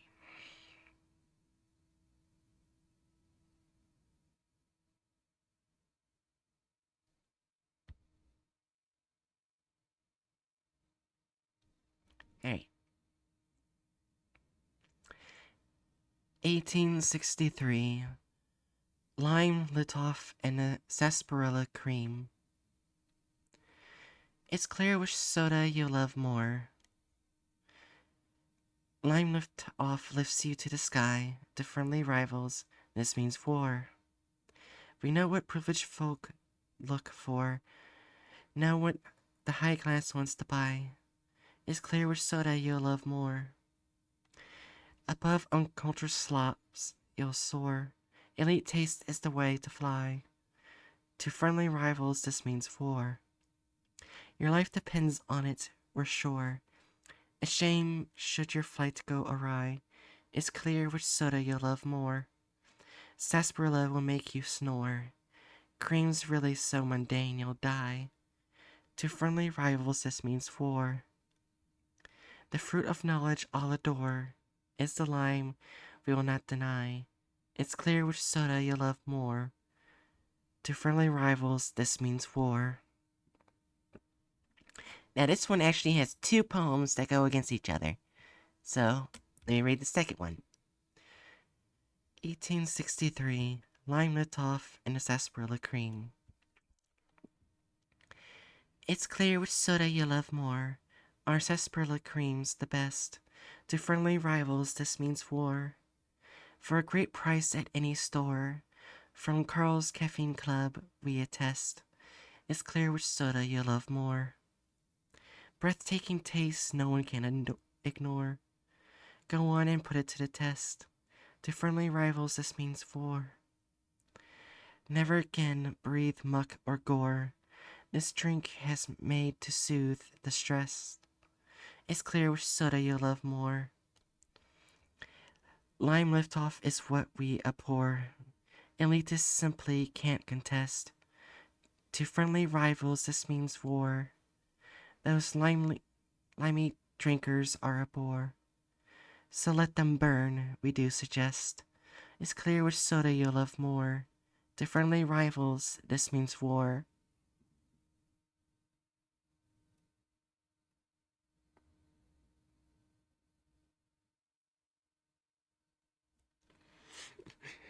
And that's it. Number 11. I think 11 at this point. Let me see. 1, 2, 3, 4, 5, 6, 7, 8, 9, 10, 11. Yep, that's 11.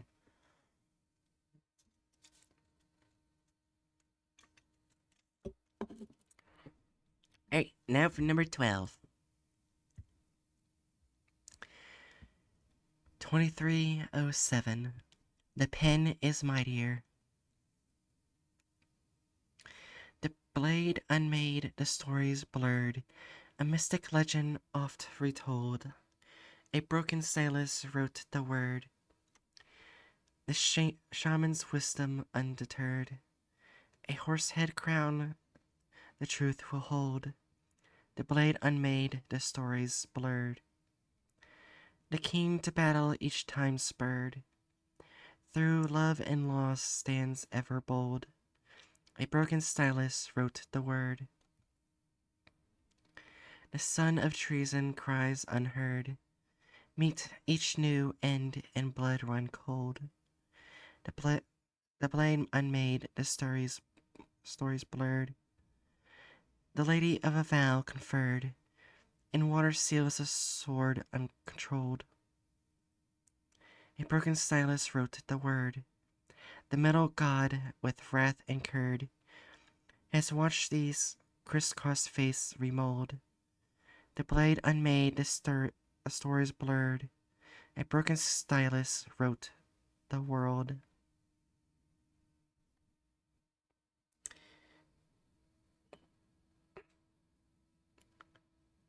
And that's number 12.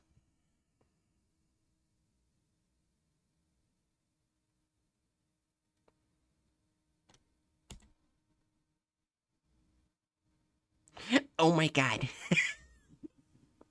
Okay, this. My god, this. Oh my god, what is. I need to see what that word is. Okay. I added different colored fonting. It's like yellow on white. It's like bright yellow. So it's hard to see at first. Okay, I can see it now. There we go.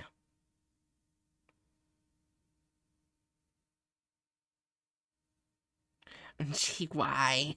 I don't know.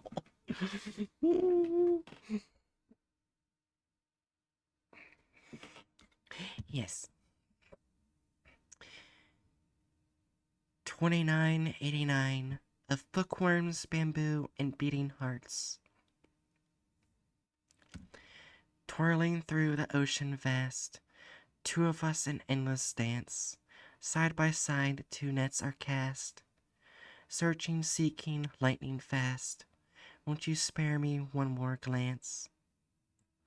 Twirling through the ocean vast. Find me with your words amassed. Drift to me through time's expanse. Side by side, two nets are cast. Loneliness, we will at last aim, adjust, once more advance. Twirling through the ocean vast, we will face this space contrast. Trust our love, our lives to chance. Side by side, two nets are cast. Think not of the trials we've passed, how we've burned for this romance, twirling through the ocean vast. Side by side, we're whole at last.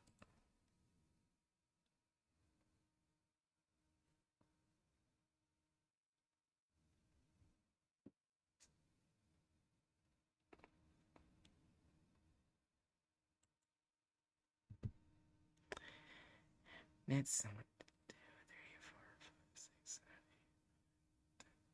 Now it's 13.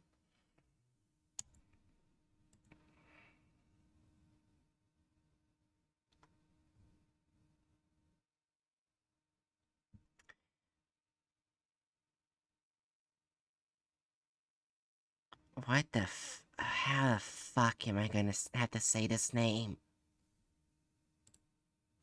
I'm gonna put it in chat and you can understand why I might struggle saying this name. Alright?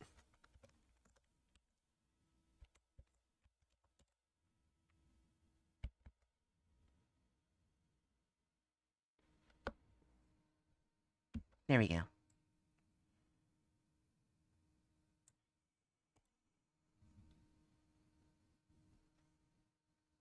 What the fuck is that name?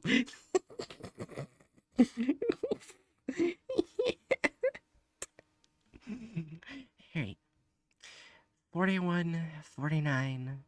Professor Sorkinov's Gallery of the Bits Art. My cultural appropriation simply cannot be dismissed. My given name is Sorkinov, and I'm here to play my part. I am the very model of a modern art sloth gallerist. Hiding in these pocket universes, verily, I won't desist. I'll safeguard unique masterworks and all the feelings they impart. My cultural appropriation simply cannot be dismissed. To all newcomers, shy or lost, don't be afraid, I can assist. There's nothing that can't be explained as a selected performance art. I am the very model of a modern art sloth gallerist. Feel free to ask me to speak slower if there's something I have missed, or debate why Sarzagon 15's charcoal paintings stand apart. My cultural appropriation simply cannot be dismissed. I'll champion emotive artwork even if others resist. It matters not if I am viewed as some sort of extreme upstart. I am the very model of a modern art sloth gallerist. Rebuilding is no easy feat. The trials are toil, but still quite bliss. So long as I climb through the worlds, I will collect these works of art. My cultural appropriation simply cannot be dismissed. I am the very model of a modern art sloth gallerist.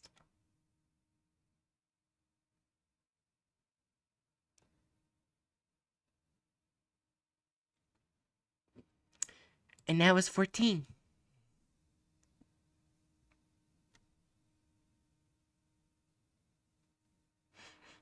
Which makes me wonder what the Foundation was doing to this SCP. due to some sentence that kept repeating.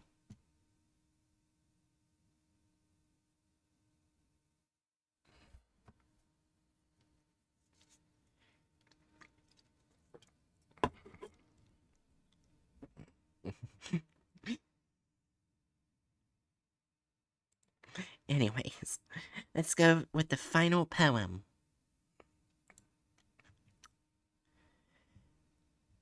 5147. The Mannequin Troop.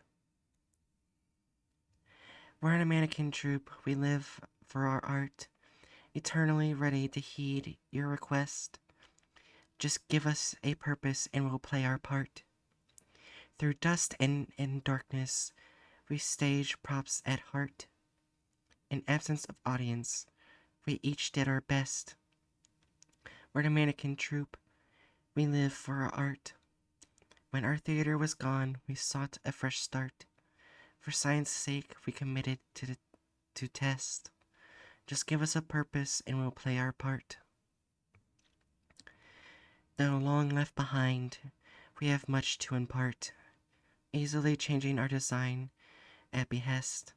We're a mannequin troupe. We live for our art. We've plenty of talents. We're skilled and we're smart. Together we'll build, even dance with great zest. Just give us a purpose and we'll play our part. We're a group through and through. Don't keep us apart. We'd rather be helping than locked up to rest. We're an American troupe. We live for our art. Just give us a purpose and we'll play our part. And that's the final poem.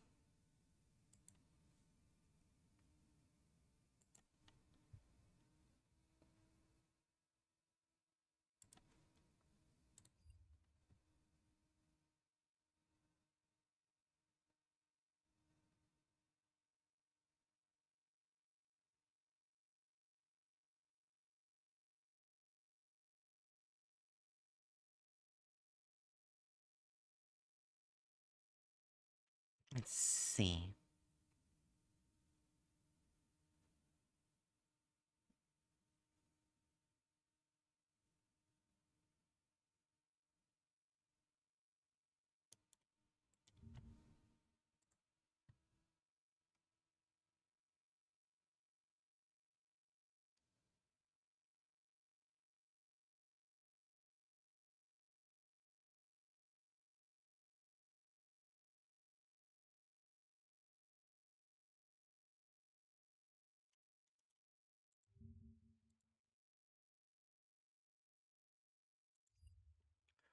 Oh my god.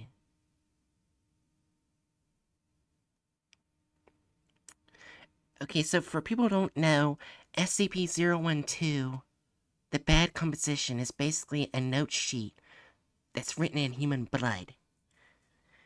And anyone who goes near it is drawn to write in human blood, but will stop eventually and off themselves saying it cannot be finished.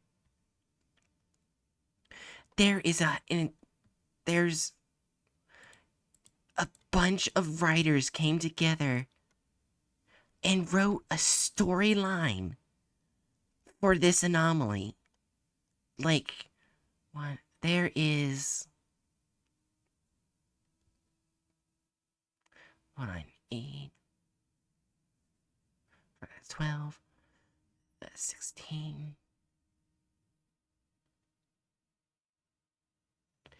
16 stories that put it together.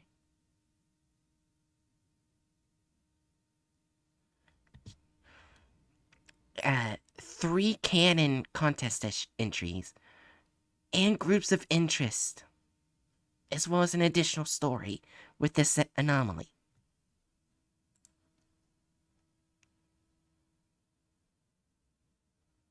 Whoa. I added something to the channel points in case we ever do poems again. Well, oh my god, so much. Yeah, okay, so I'm going to favor this. Oh my god.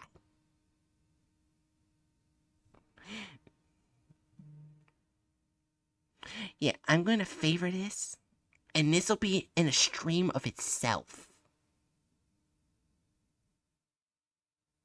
This will be a stream of itself. Completely.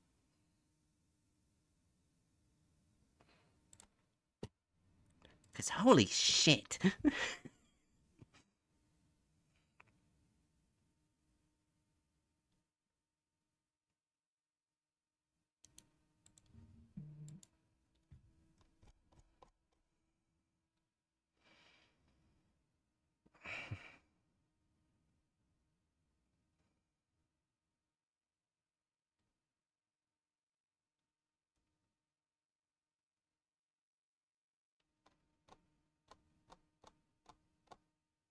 Hey.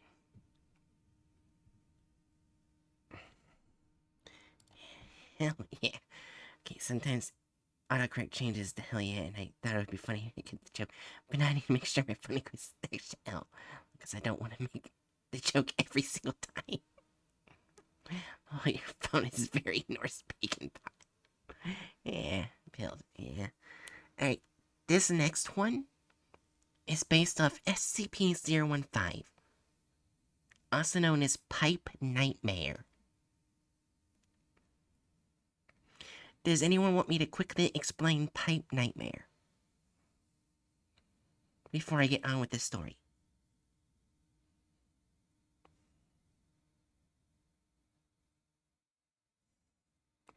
Alright, so Pipe Nightmare is basically, it's this warehouse that has a bunch of pipes that constantly grow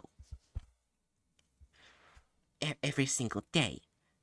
The pipes can range from just made out of usual metals like copper, iron, to straight up human flesh, bone, honeycomb, rotten filth. Basically, anything you can think of, a pipe will be made out of it. Yes.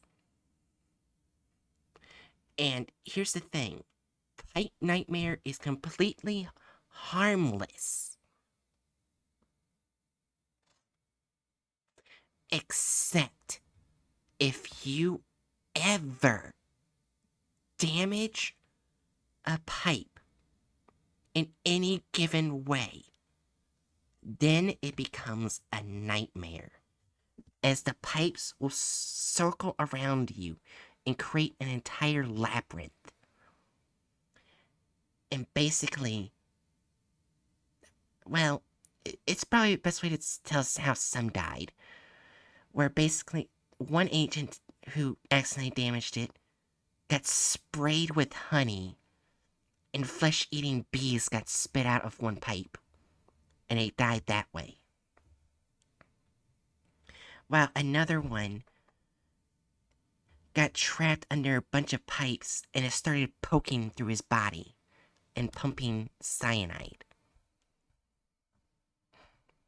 And another one got stuck in a bunch of pipes and it kept producing hot steam until they burned it to death.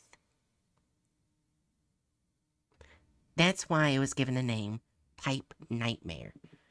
Because even though the Foundation wants to stop the pipe growth, doing it is dangerous.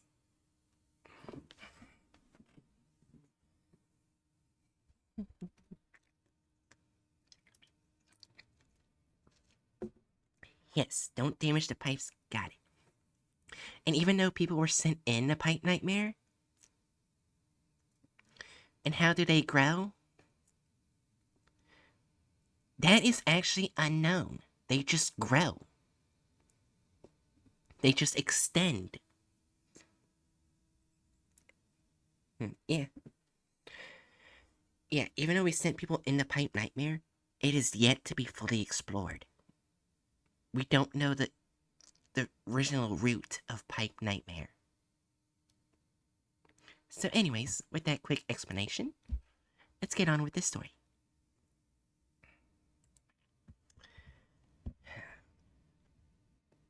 Plumbing. This was stupid. It was a stupid idea. thought up by stupid people in stupid safe offices. Agent 2 looked around slowly, letting his flashlight play over the walls.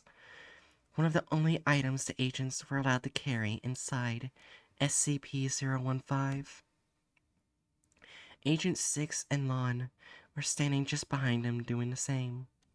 The idle chatter and joking had died off about 30 seconds ago, each agent slowly realizing that this was no simple little milk run. Go in, find the observation unit, pull the data and recover the unit. Cake. They laughed, Lon asking if she should find a Mario hat to wear, them being plumbers now and all. Now, however, seeing a dim, cramped tunnel yawning before them, the only joke was them being there at all. The two stepped forward, slowly fixing his flashlight on the ground. It was a hard mat of pipes, more or less, level with the floor. A few small tubes stuck up here and there, snaking around like tree roots, or suddenly turning up in the middle of the floor like a pillar. The walls and ceiling, every inch of the original structure was coated in pipes.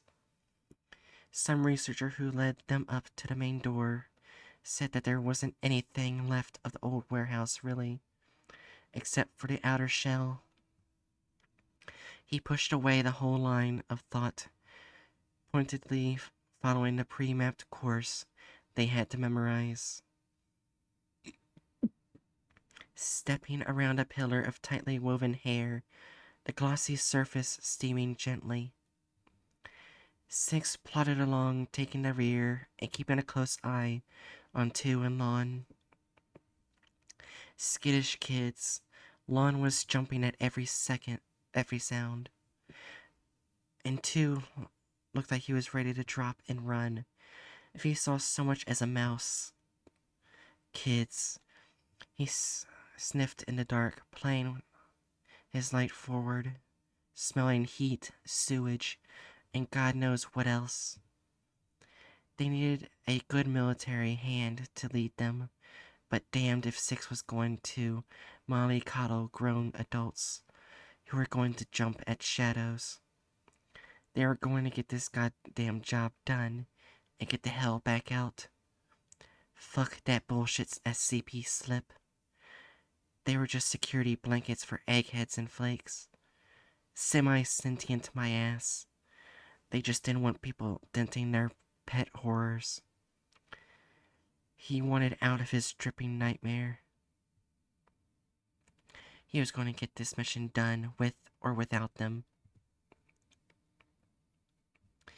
Leon tiptoed over a thick, thorny mass of pipe, the surface like braided thistles. Trying not to whimper, she kept close to 2, keeping the light at her feet so she wouldn't step on anything nasty.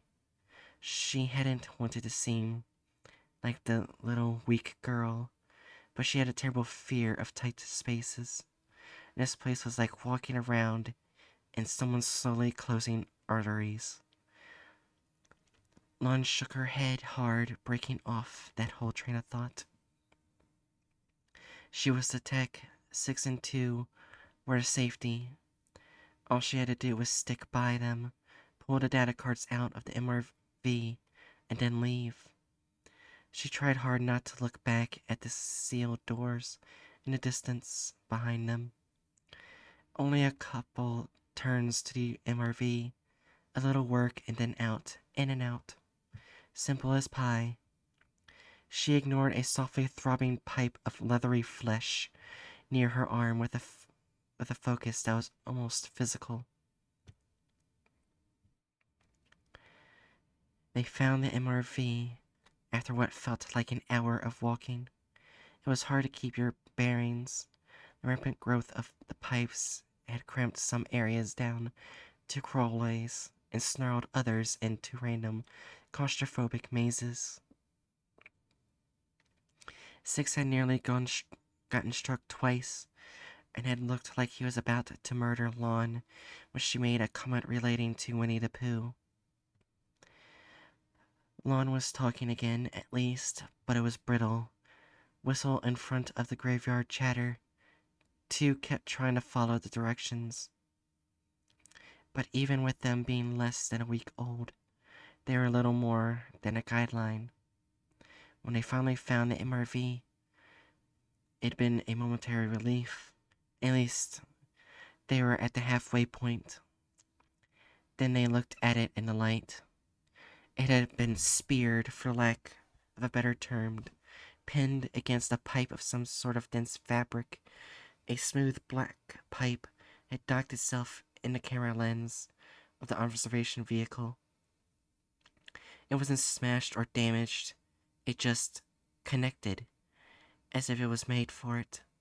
It had lifted the little treaded robot nearly a foot off the ground, and it looked like other smaller pipes had started to connect to other open spaces on the vehicle. It just sat there, the wheels slowly turning as the battery died, like a bug on a nest of pins. Some clear, foul-smelling liquid was dripping softly from the camera housing.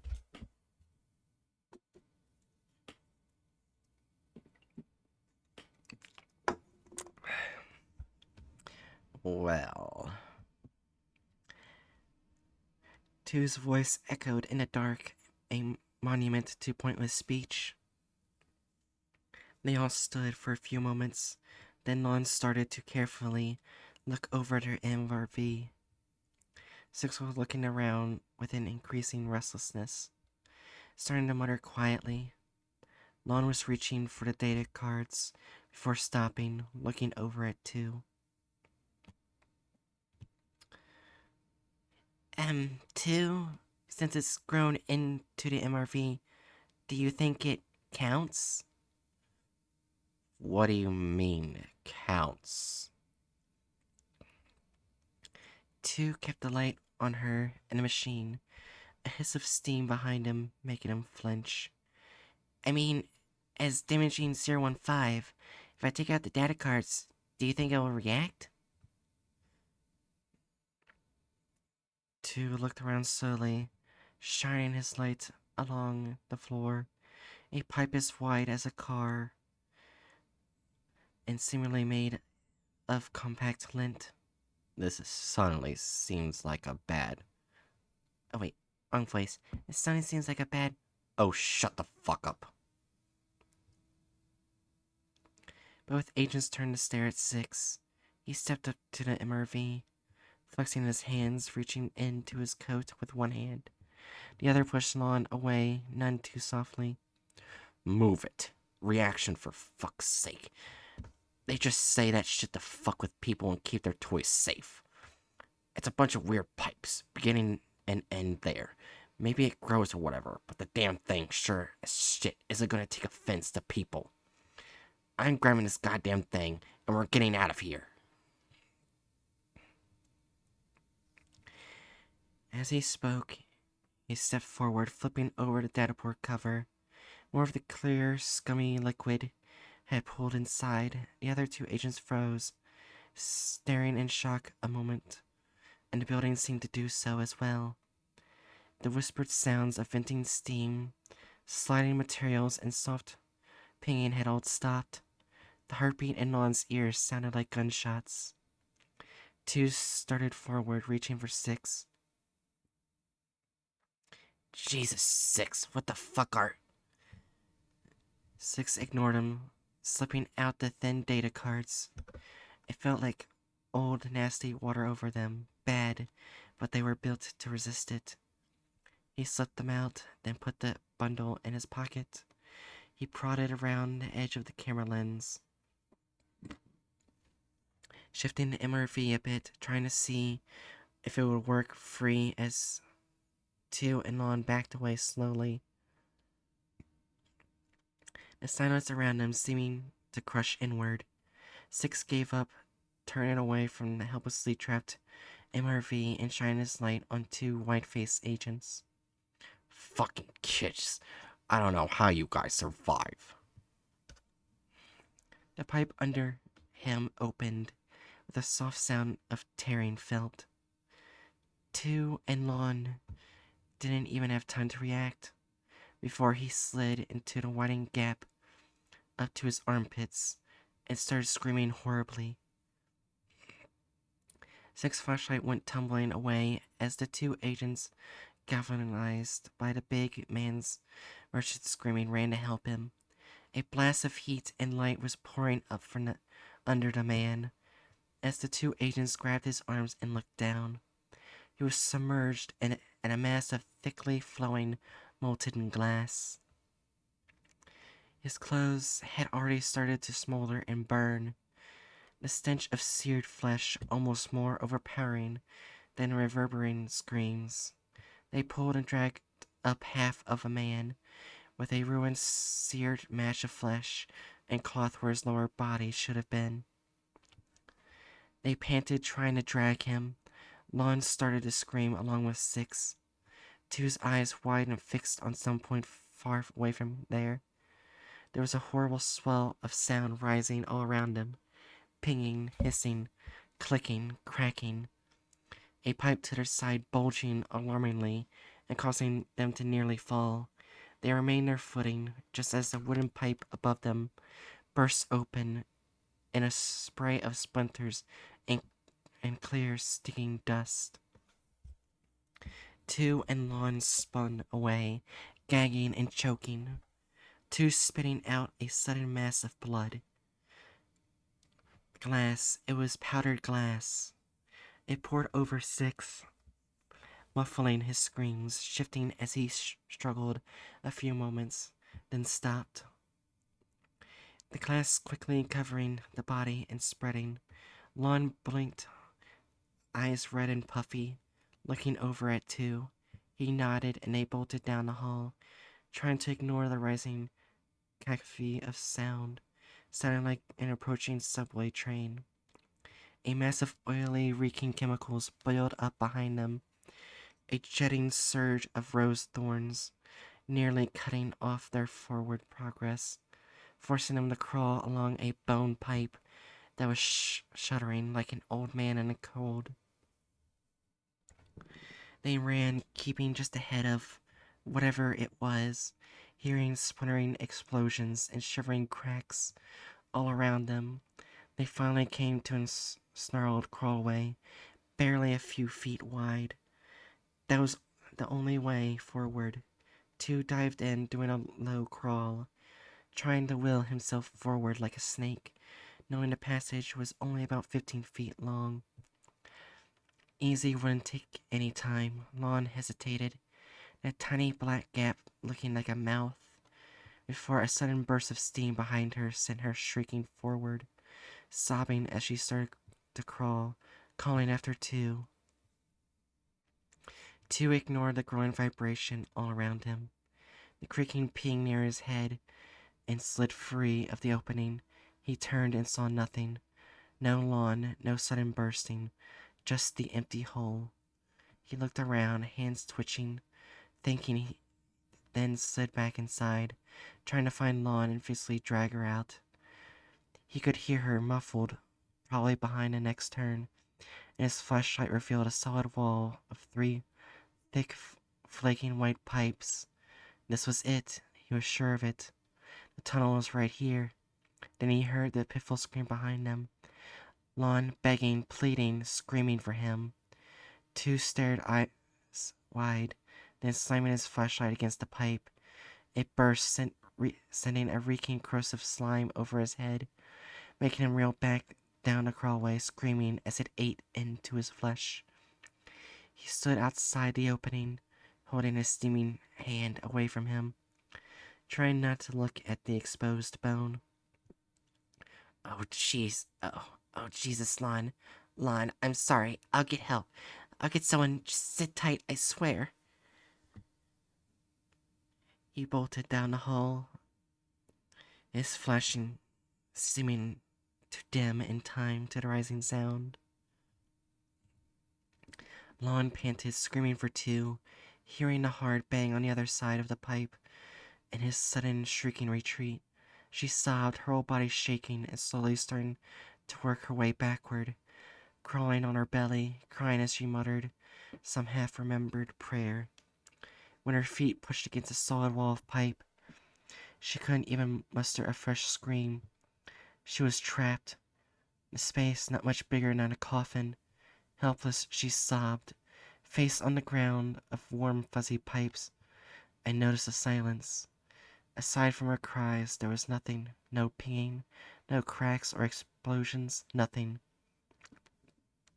She raised her hand in the barely illuminated dark. Looking around, she was alive. It was calming down. They'd come for her. Two would get help. She was getting out of here. She fought back her growing claustrophobia. Looking along the walls, she noticed a small gap at the ceiling, and she started shifting to get a better look, twisting back and finding only the open end of a pipe. Lawn sagged back, closing her eyes, tears leaking down her face. The first sticky drips she simply assumed were the same tears. Then one fell on her mouth, and it was sweet. She opened her eyes and saw a thick, quivering mass of amber goo splatter from the mouth of the pipe, coating her and the floor as it surged out. She coughed, shifting back. It was honey. Honey or something like it. At least it wasn't molten lead or acid. Then she saw the level rising. It wasn't draining. The pipes were packed too close. She looked at her tiny chamber with horror, rising much faster than the honey oozing up her sides.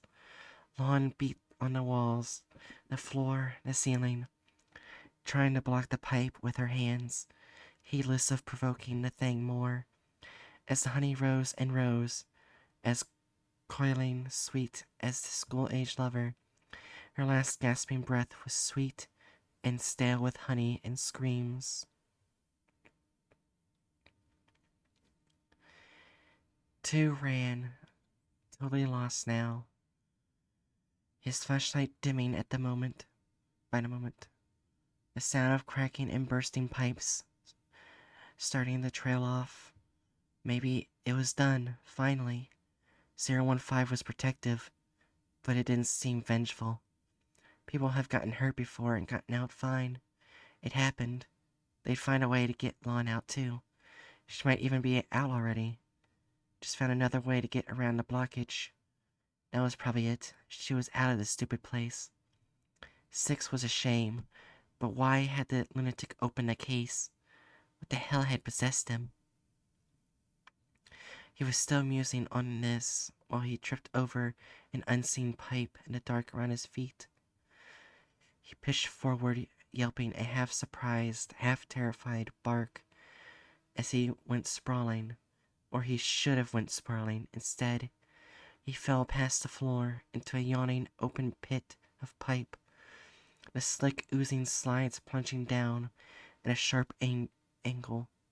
He screamed, trying to grab something to stop or slow himself, but the walls were oozing and thick, his downward slide gaining speed. His dimming flashlight showed a seemingly endless tunnel stretching off far below him. He slid and slid, a scum of stinking smooth ooze sticking to his clothes and skin.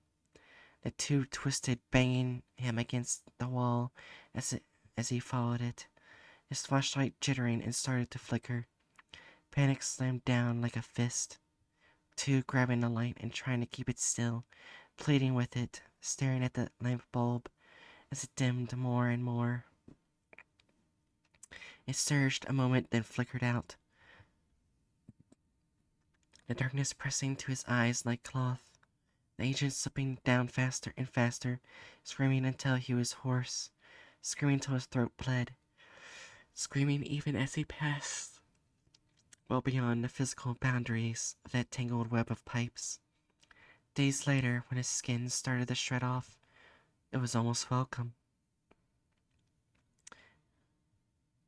SCP-015 Recovery Report. Agent 2, missing in action. Agent 6, missing in action. Agent Lon, missing in action. MRV 889236 status.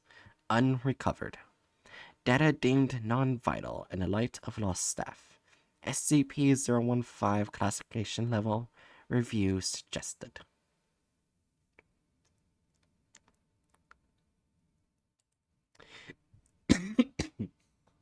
Sorry about that. But anyways, that's the end of the story. And hello, Uncaged Crow. And don't worry, during the story I did hydrate. So I did, the hydrate routine did go through. But yeah. That story basically sums up, fuck around and find out.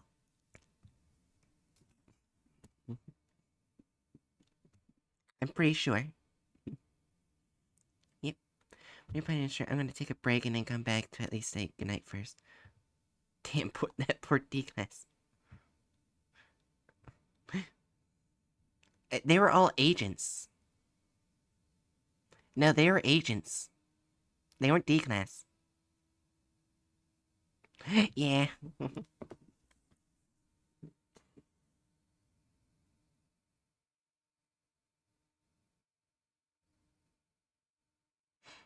This is why you don't mess with Pipe Nightmare.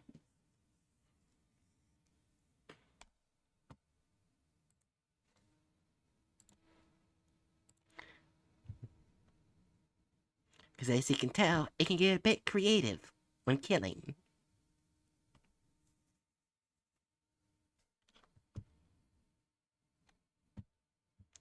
Anyways.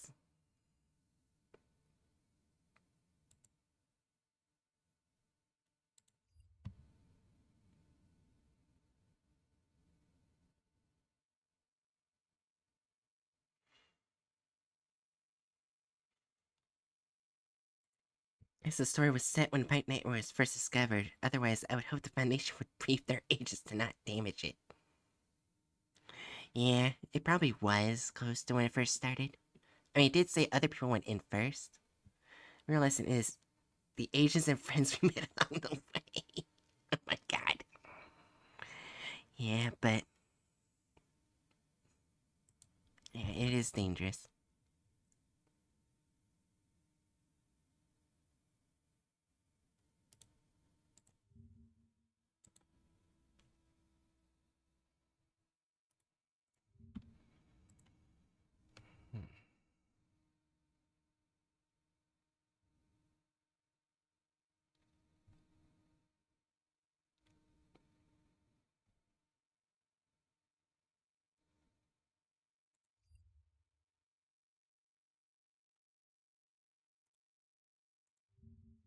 And a big theme with the Foundation is they sacrifice a lot of people in order to get some information on the SCPs. Yes, they do. Why do you think I joined the Foundation? The Summer's Hand.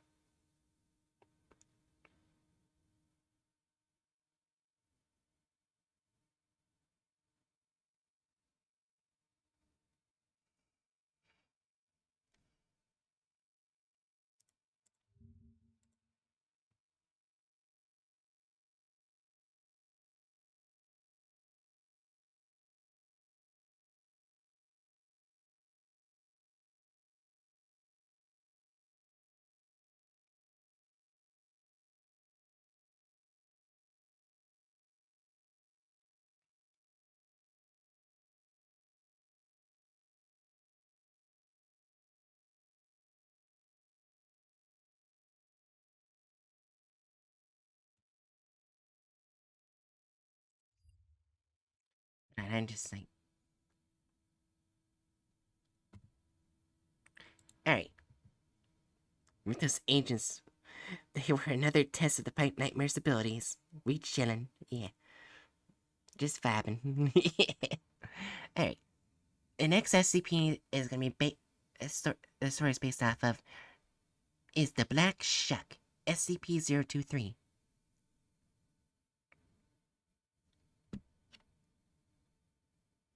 Would you like a bit of the description of the Black Shuck before we get into the story?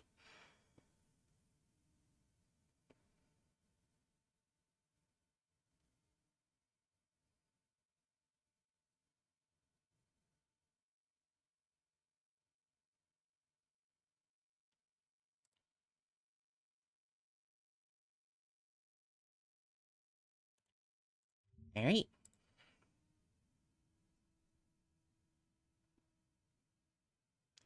Basically, SCP-023 is a, a large, sexless, shaggy canine with black fur that's 1.5 meters at the shoulder.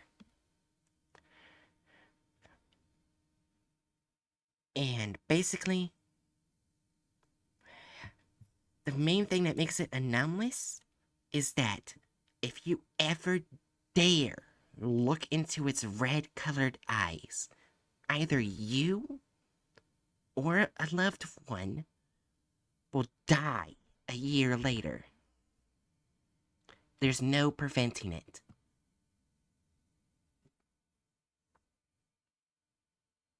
Yes, it's known as the Black Shuck's Curse. And, it's, and it is a Keter entity, so it does hunt people, too. So if you didn't die from looking in its eyes, it'd probably eat you, too. It's And it's not captured because it can demanifest, from what I've read.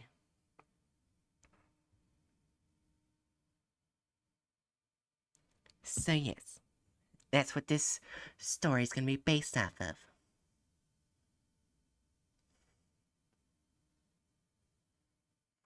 Right.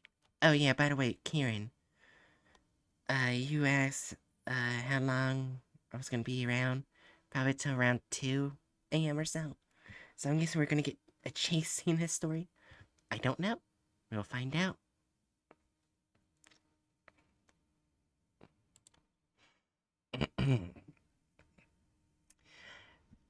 Mother's love.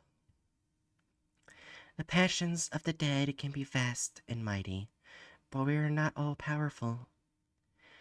There are things I can never see. There are things I can never touch. There are things I can never overpower. Because of that, there are many things I can never protect my children who birthed me from. Because of that, oftentimes they die in bitterness and pain.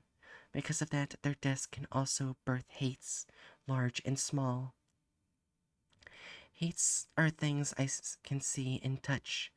I must see and touch them because my children who birthed me cannot. I must protect my children who birthed me where I can, just as my strange brethren are driven to curse them. I do not have the power to unmake hates. The best I can do is bind them to a seal made from things that my children who birthed me can see and touch. The truth of our nature is all we have and are, and denial of that truth is denial of our power. But more importantly, my children who birthed me can guard themselves against what they can see and touch. The form of a ladybird, beetle, or butterfly is a fine seal for small hates, and a seal of that size is easy for me to reduce the power of their curses to almost nothing. The larger seals needed to hold larger hates are more difficult. A hate sealed as a cat can still cause sickness and misfortune. Then there are vast hates, birthed from wars and plagues, that kill together many of my children who birthed me. There are few loves vast enough to deny the truth of their nature, but I have tried once. It was a hate birthed out of the smoldering rage in the hearts of so many who died knowing that their bodies would be burned together in a pit of pestilence and enmity. I rarely call upon the power of the light that brings life to create a seal, but there is little choice against a hate natured so strongly of death. The weakest part of any seal is always in the eyes, because they are the windows to the soul. My children who birthed me only believed in that as a concept, but concepts are far more real to the brethren, whether they are strange or not. And I then, what my children who birthed me would think me of as concrete. To line up the windows is to make an open path between a soul and the most vile curse a sealed hate can still inflict. I used every method I knew to reinforce the seal's eyes, but even then I could not stop it from settling a cause of death in anyone it met gazes with. My blessing could only delay the curse's full effects for a single cycle around the light that brings life. My misguided children, why did you take its eyes?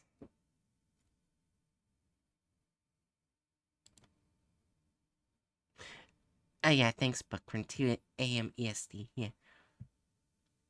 Yeah. But yeah, that was that. That was it of that story.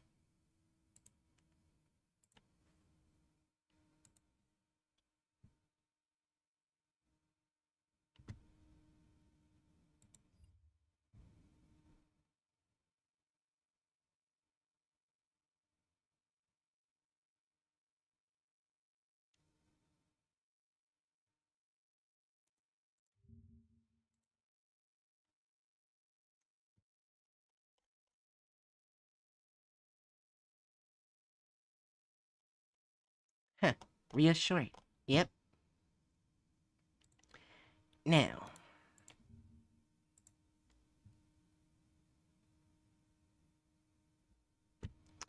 I think from now on, I'm gonna read the description. So it seems like the black shark didn't have the red eyes initially. I guess not. I guess not. I'm gonna read like the descriptions of the SCPs from now on before the story. Just the description, not the entire document. That way we get a better understanding what the story's about.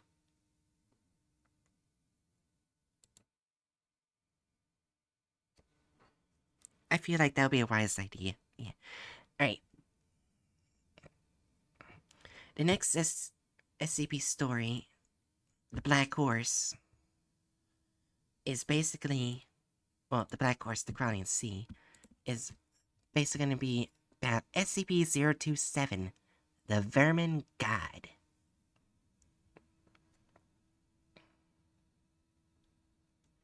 Alright. Here comes the description of SCP 027. SCP 027 appears to be a phenomenon of unknown source that seems to be tied to one human subject at a time. As a host to SCP 027, Subject 027 2 is constantly surrounded by swarming vermin that are drawn to his location. Subject does not appear able to assert control over these creatures in any way, and is in fact prone to occasional attacks from feral specimens. These creatures have also been known to attack personnel who approach too closely. Wherever the subject goes, an initial swarm of flying insects such as gnats and flies will start to form a cloud around him. Usually within 2 to 3 minutes, shortly thereafter, crawling animals, including lice, cockroaches, worms, spiders, data expunged, mice, and rats, will begin to appear. The longer the subject remains in a location, the more vermin will gather there. When the subject leaves a location, some of these creatures will follow, but most will disperse. SCP-027 has been known to transfer between hosts once upon the death of the first known host. Subject 027-1, since SCP-027 could likely repeat this feat upon the death of the Subject-2, all high-value personnel should be kept far away from the current host until more about SCP-027 is understood. SCP-027 is also likely transferred between hosts an unknown number of times before containment. Subject research into potential previous hosts has commenced with preliminary evidence suggesting that SCP-027 may have existed for at least redacted years.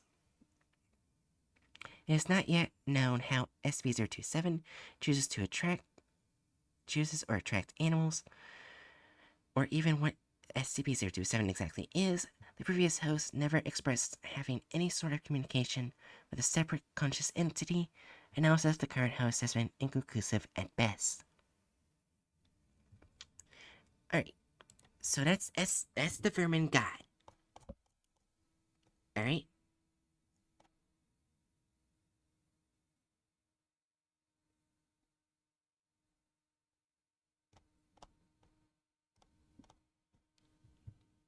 Yeah, it's a very fucked up SCP. It's very fucked. But yeah, basically, if you get it, you just have to die. That's it. You just die. There's no cure. Yeah, but all right. So, are we ready to hear the story?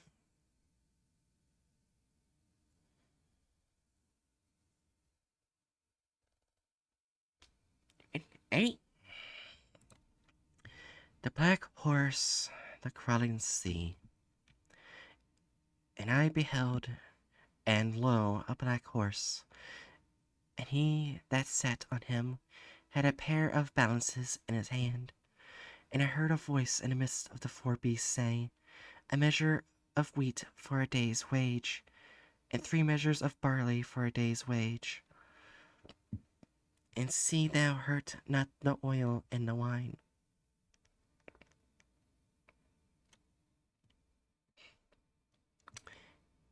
You know, Said Joanna, looking over Sophia's shoulder.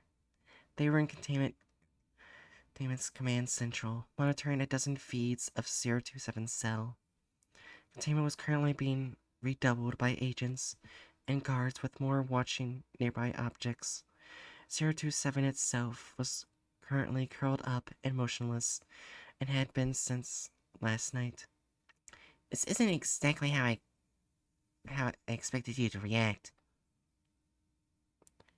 How do you mean? Well, this fine.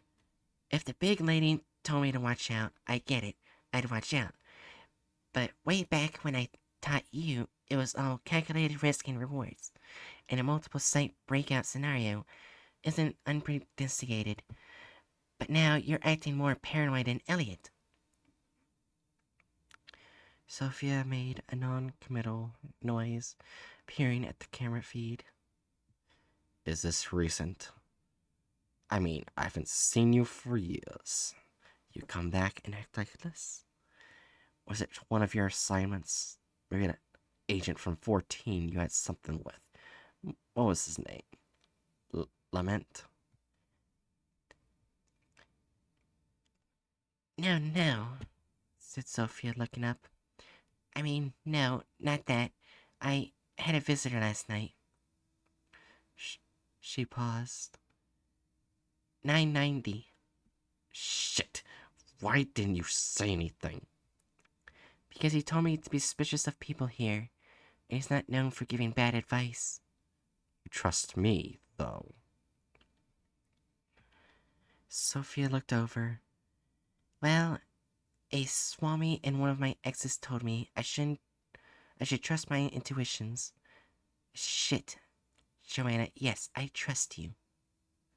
She almost cracked a smile. Joanna fastened her hands around her hips. Well, me too. I'm glad you came back. Sophia paused, looked up at the former mentor. Thanks. Then turned her eyes again to the camera feed and stood up. Sorry, I think I need to go look at this in person. The surrounding areas. Anyways, I just in case. I'll take a look. Don't worry. Joanna brushed towards the door. Besides, your eyes on high. Really? Thanks. Thank you. Sophia glanced over, then back. Don't get too close. Moments later, she was alone in the room. At 4 in the afternoon, SCP-027's outline began to shift. This was immediately reported by the guards on duty, who relayed it to the higher-ups. It stayed like that, little tremors, for a minute longer. Then its clothes burst, and out came the mice. No one could possibly imagine where they came from. They formed waves and pools and little rivulets on the floor, climbed the walls and slid through the gritted floors and clogged up the intake for the incinerator. Then they climbed one another, forming a fungus-like agouti and black mass in the center of the cell. The guards watched horrified as the host of 027 was lifted. He faced the plate glass wall with his arms held out, beseeching, Christ-like. His mouth was ripped and spotted with bloody, tiny mouse tracks. It occurred to Sophia that he must have died within minutes. Listen, she pans in over the guard's earpieces. I'm sorry, but 027 relies on the carriers once its host dies, and any one of you could be it. You're going to need to separate yourselves and leave the room one at a time.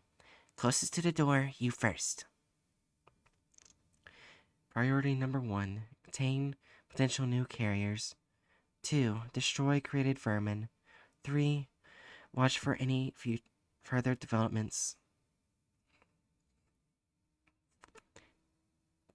Director? Director. A voice keyed on the radio. I just saw a rat run past my foot. The one who had spoken looked over.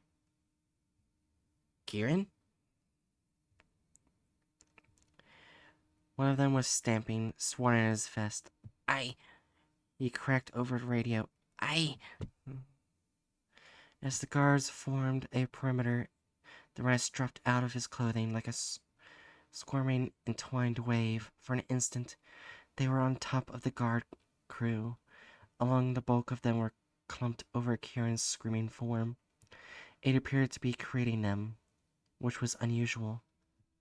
Oh, fuck, said someone. I see scorpions. The rest of the guards team went down shortly.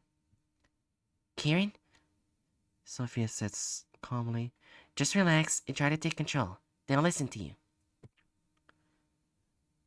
No, Said the man's voice, high-pitched. Oh, wait.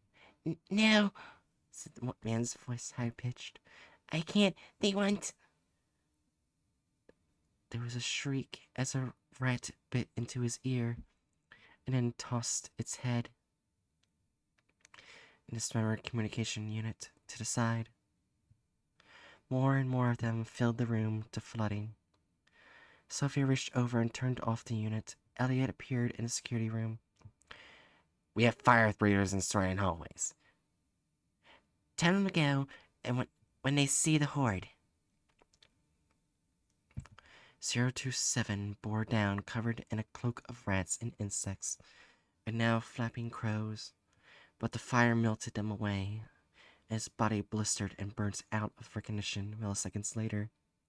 When 027 woke again, it woke in the body of one of the flamethrower carriers. Primary consciousness attempted to rebel before a new mind fractured into the bodies of a million tiny creatures won over and carried it to its goal. Wait, said Sophia. God, wait, stop. It's not the host, it's the effect. It's jumping bodies. Call them off now. Elliot hesitated for a second. All units retreat to the subfloor J. Do not engage. Circumstances have changed, Sophia enunciated. I think it's running until it has to stop, killing its host and picking up the next closest one, and gaining control somehow. Maybe it's forcing a direction. You don't know where? No, but if it's going somewhere, it looks like upstairs. We need to non-lethally turn it back, or it'll ride security up to ground level.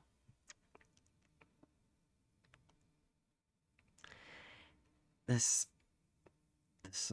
Valdebard site's location had certain advantages. Minutes later, 2 million gallons of electrified seawater flooded 027's level.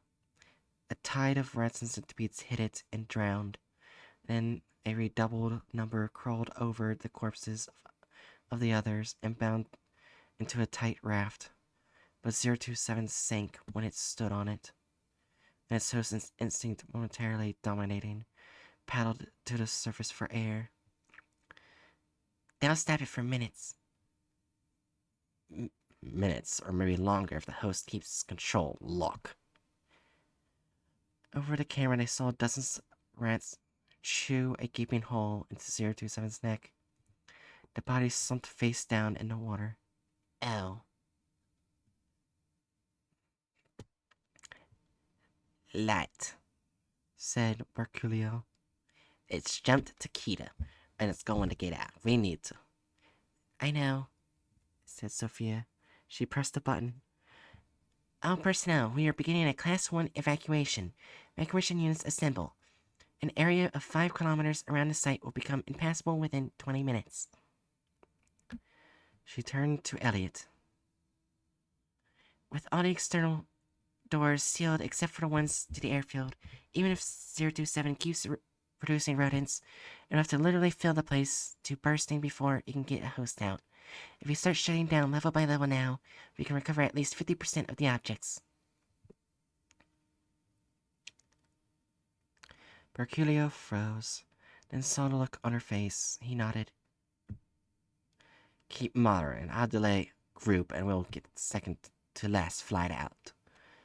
He stood up. Elliot, have you ever called an evac of this magnitude before? No, I don't envy you. You know Garrison's still down there, right? Sophia stared at the screens. I know. When the sirens started up, Joanna had found a group of agents escorting a transport unit with an Enrage 1075 and an armload of other objects out to evacuate. She took over operations guiding the motorized unit down the hallway, as some stood guard and others kept an eye on containment. As they neared the elevator, the agent on point froze and gestured to the others. A long tentacle of black gas floated out of the adjacent corner, the sound of millions of tiny feet. Don't shoot it, said Joanna, and then as it rounded the corner, get back!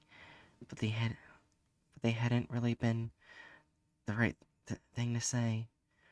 How had it gotten up the stairs? What properties did it have? Oh, of course, host bodies. What a fool she was. It came a swarm of wriggling vermin that went up to her stomach, but they didn't make a move. I have observed you. The gaping throat of the guard mouth. You saw my many eyes, and thought they would not look back. Now I am ascended, and the earth is mine. And the last I require of you is only a final body, my steed, and one last path into the day. The black horse. Suddenly, calmly, Joanna understood. It was obvious. She pressed her earpiece on. I know who you are, said Joanna. Joanna? Gabriel Bryant asked over the radio. A crow which looked like it had been pilfering fields for decades landed on his shoulder an inch closer to 027's face. A second too late, she remembered that the lanyard on her neck had her security card and its level 4 override privileges. Her own brain could supply the rest of the codes.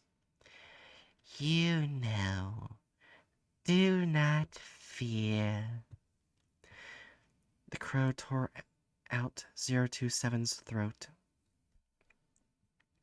The thing that had been waiting inside 027 for millennia, the thing wearing the body of Dr. Joanna Garrison, jerkily snapped the lanyard off her neck and slid it down with a passcode to unlock the unit's door. A black horse with an ancient leather saddle trotted out and nuzzled it. I know you've been waiting for me, 027 murmured. Thank you. Then it swung onto the horse's back with one hand. It breathed a darkly colored sigh of relief as leather fused into its hand. An river of clicking and crackling, creaking and crawling, and flapping beasts fell into marching order. All was well. Outside of the site and its perimeter facilities and defenses, a long, sloping, desolately beautiful beach led out to sea ice. 027 surveyed from its perch and cocked its head. 1075 stepped across the ice and onto the surface of the water, radiating black miasma. We hear you, and we answer your call, Said 027 to the open air. It turned around. My most loyal followers, let me lead you finally to your reward. The black horse, the rider, and their growing cohort and raft of vermin started out across the glass smooth ocean. Just as the first wave of light from the Valbard site hit them, the blinding, desperate blast behind them, they cantered calmly forward.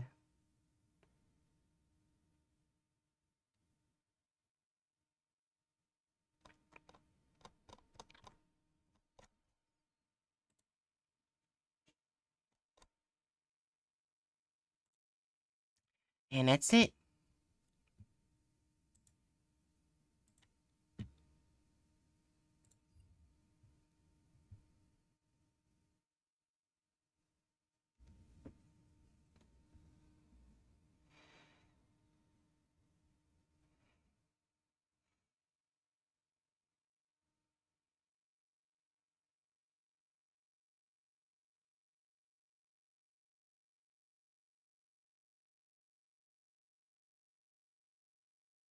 I I don't think I can read the story. I see it. Let me see.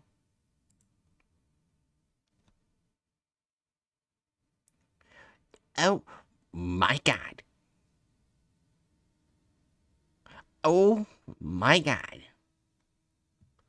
No, I cannot.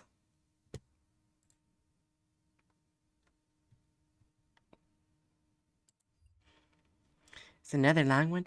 It is not another long one. I'll read the name of the story. It's from SCP-038, The Everything Tree. The story's name is Orgy 5 Council 9, XXXK End of Virginity Scenario.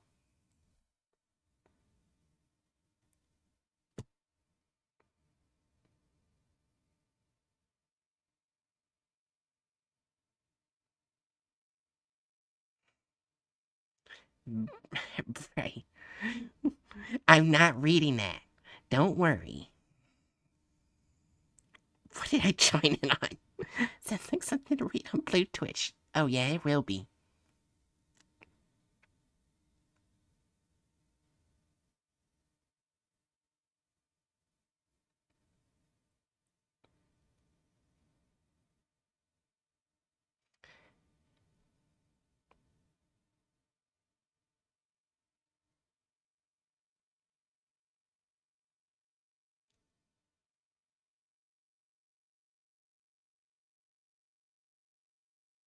Let's see.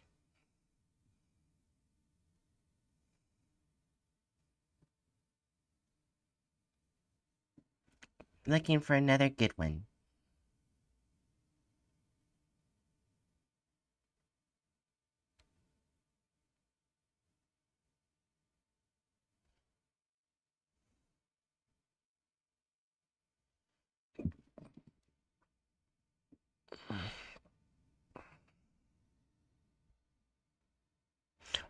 Oh no. There's another Lord Blackwood story, but I remember the last one, and I don't want to read it for that because of that reason.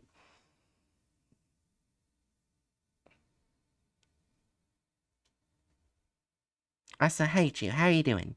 Let's get my immersions ruined. I got you. For that story problem. Ban bright lights. My god.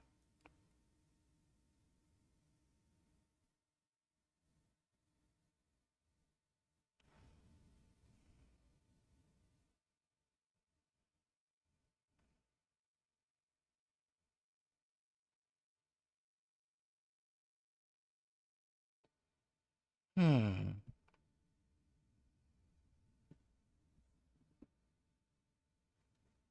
Let's see.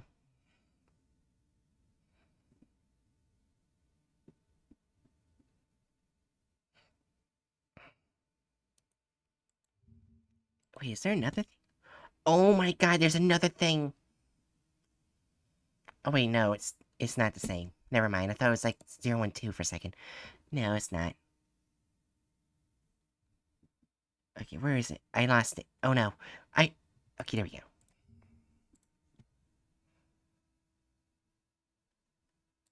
Okay, can't read that one yet. Okay. Da, da, da, da, da, da, da, da, da, da, da.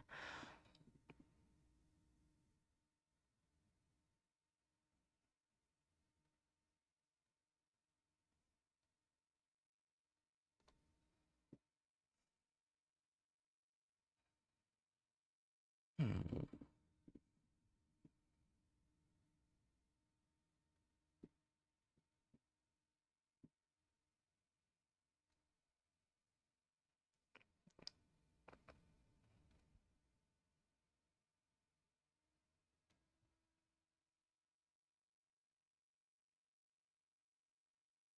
Trying to find a good one. I cannot read. I don't think I can read those stories. Especially since it's from 231, which is a thing of itself.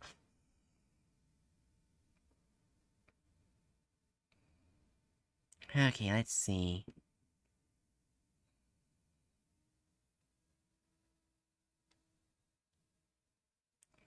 I'm trying to find a good one.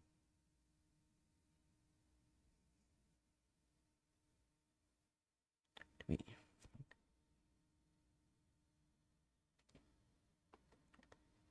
What do we read? Snarking like. Okay, do it. 2000. Guess if there's a story of SCP-511 in 2000. I don't see a story for. Is there one for 8? Nope, there's no story for 8,200. And I'm not reading SCPs this stream. Well, I mean, I'm reading descriptions so we can understand them before we read the story. But hold on.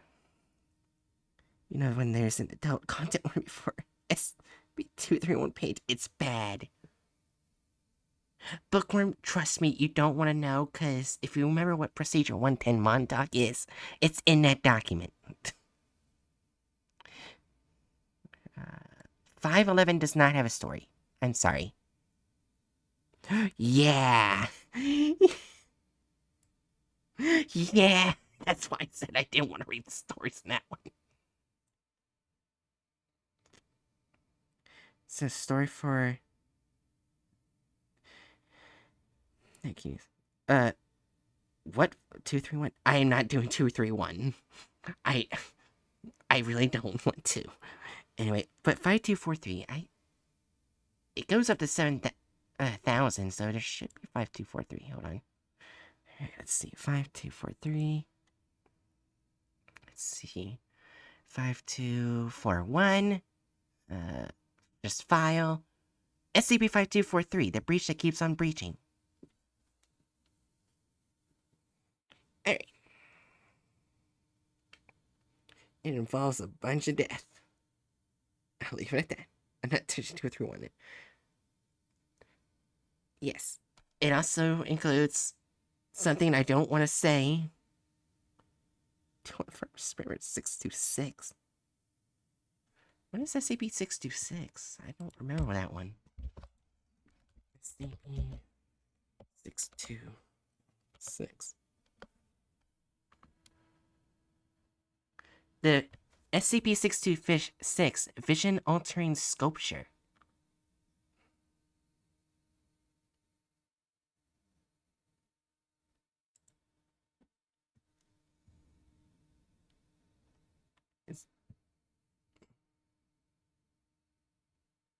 And there's no experiment written down on here.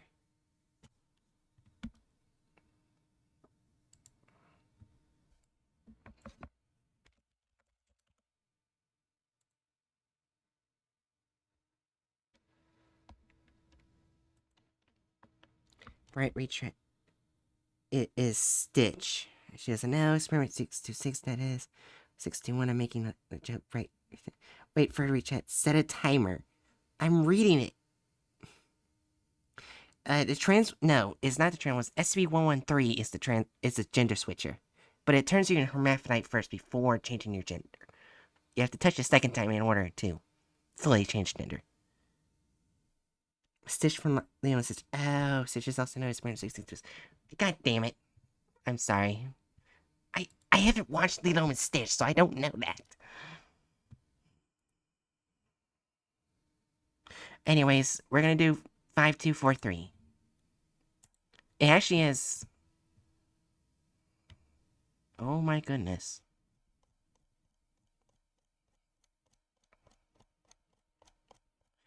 Oh my goodness. Jesus fucking Christ.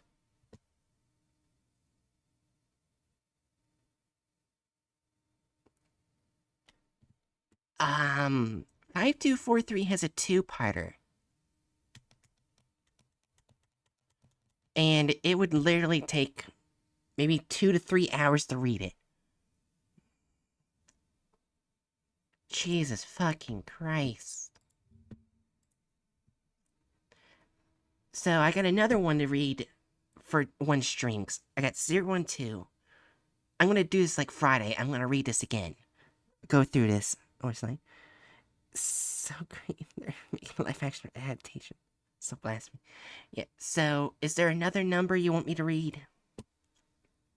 Like, I'm sorry, but I want to probably save this for like another time. Because honestly, that's probably Friday. I'll save it Friday if I don't have any, stuff. Yeah, Friday free number 61. Yeah, I heard. I don't know if it's how far along they are though. Yeah. I don't think Bright knows anything about 621's significance. Probably not. Do you want me to do 621? I'm sorry, who asked for that? Like the 5243? Noria Kia, I am sorry. I will. Is it definite for Friday? I will definitely read that entirely. It is just. It will take 2 to 3 hours to read all of it.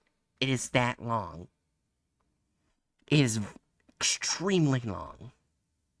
But I feel like it's for 621, just don't show the results on screen. I'm not even showing anything on screen. Because watch what happens. Watch what happens when I get rid of the VTuber room. Watch. Nothing. There's nothing. This is the only thing I'm showing on screen. It's just me and the book.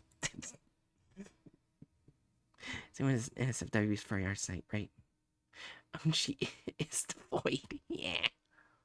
Don't repeat my mistakes from that one time on Discord.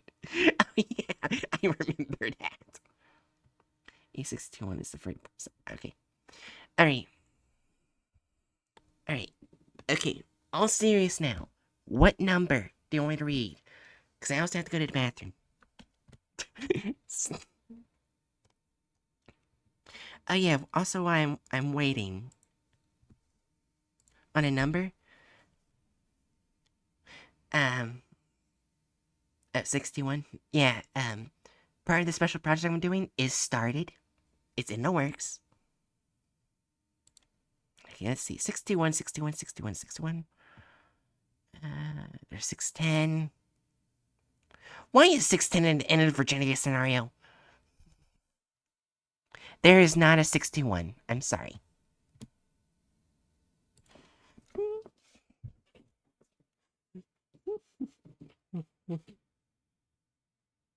times. Want to run that by me again? SCP-610, the flesh that hates. I'm seeing the stories of it, and one of them is the Orgy 5 Council 9 XXXK in a virginity scenario, which means it's in that story. What the fuck he just said? Oh my god. Oh my gosh! 16 has his own NSFW story, The Flesh That Mates.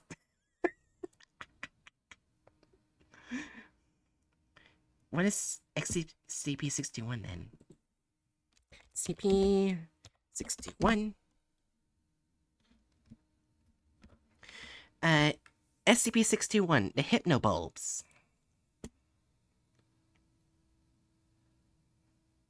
Apparently it is a group of the plant species Didier's tulips that grow in a variety of colors. They have a hypnotizing effect on humans.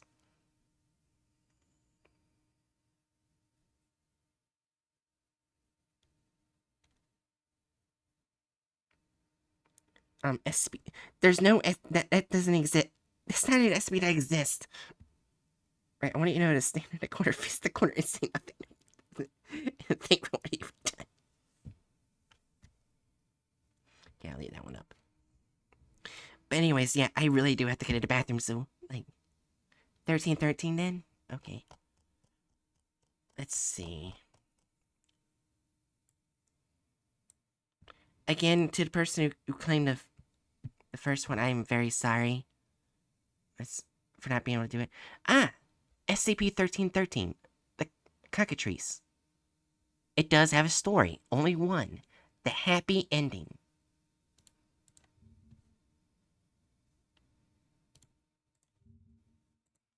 Alright. So I'll be right back. Okay? I gotta take a piss.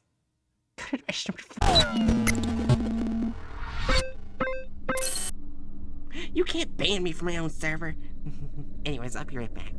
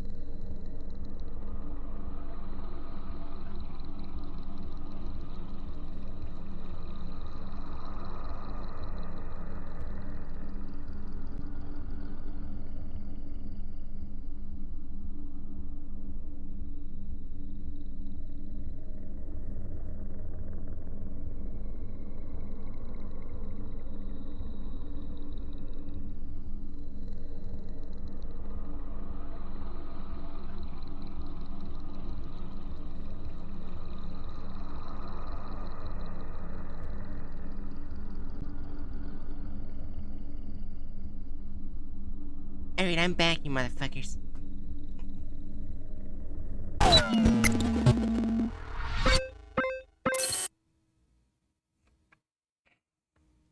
Anyways, before I read the story, everyone's kidding.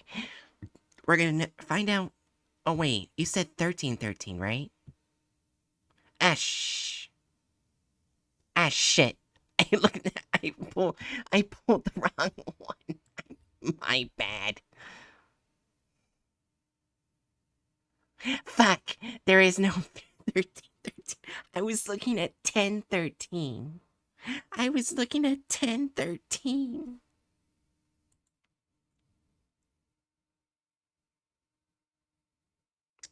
I'm sorry.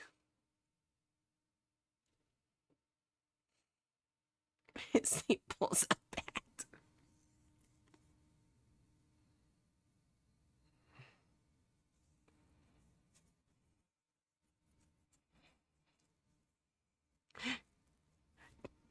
The name of that stream.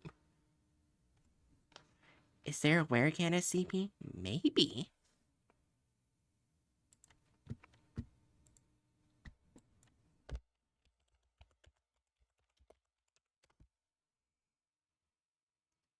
No. No, there is not.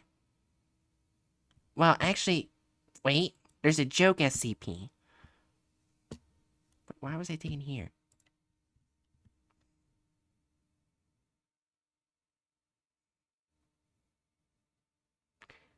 Wait, hold on. Hold on. Hold on.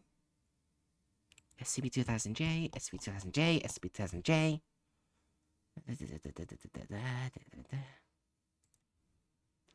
SCP-2000J.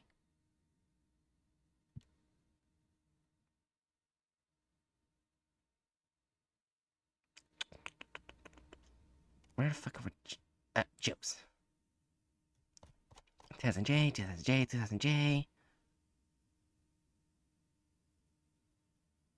Ah, here we go. Should be me or anything. Sure. SCP-2000J. Donkey the Funky Werecat 2000. Werecat Strikes Back.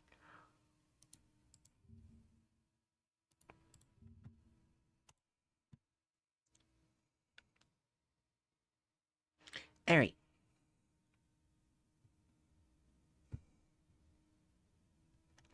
Alright, we're gonna read the description of it so we understand what the SCP is.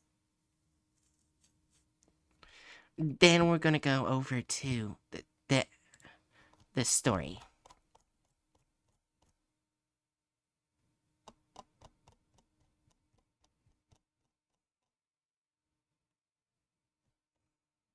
Wait, hold on.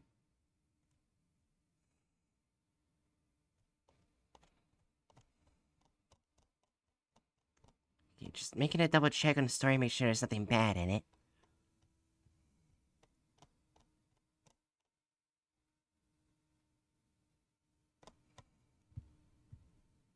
Alright. Don't have another email address. Anyway, description. SCP-2000J is a Caucasian male approximately 18 years of age, with the ability to transform into a common house cat upon the beginning of any sport he participates in. In spite of his apparent lack of height or hands, he shows an exemplary ability in any athletics while in a transformed state. SCP-2000J appears to have an odd mimetic effect on regulars of any sport, causing apathy towards his lack of qualifications to play in his current state. Typically, regulators will cite a lack of regulation towards disallowing animals from participating. SCP-2000J also appears to increase the morale of any team he participates in, regardless of actual performance. SCP-2000J seems to be able to perform reality manipulation, causing him to always be able to perform the last goal, basket, run, strike, or catch during a tie in the game. Although randomized during tournaments, any team that SCP-2000-J participates in will be able to play into the finals, and the final team will always be the previous championship team. As well, previously undiscovered conflicts between members of both teams will arise during a match and will become resolved positively. And a footnote to his to one of his conflicts, an incident 2000-J-21 wherein Agent Redacted coached SCP 2000-J and defeated opposing team from Netcur's Chaos Insurgency, which was coached by Agent Redacted's older and more skilled brother. Agent Redacted's brother had previously defeated Agent Redacted in a championship game in 1988 and permanently injured him, preventing him from playing. The agent and his brother instead embraced each other at the end of the game and had a barbecue. Alright, so now we know the SCP.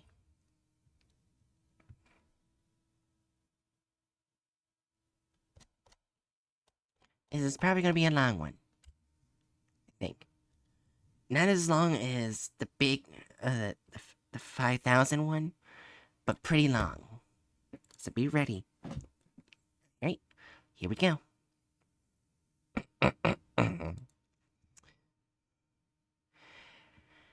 No joke. Jerry swept the floor of the hallway while the guards looked on. This used to be Mr. Henderson's job, but then his poop started glowing, and now he was in cell 14 with Mr. Ahim. The guards would have had to do it, but they had him do it instead in exchange for paper and pencils. Good morning, Jerry, Screaming Man screamed. Good morning, Mr. Stewart, Jerry said. I hope you have a good day today. The Screaming Man returned to screaming wordlessly. He could never stop screaming, though it didn't seem to matter much what he screamed. No one had gotten much sleep when he first arrived. Jerry was glad it was cleaning day. There were no tests on cleaning days.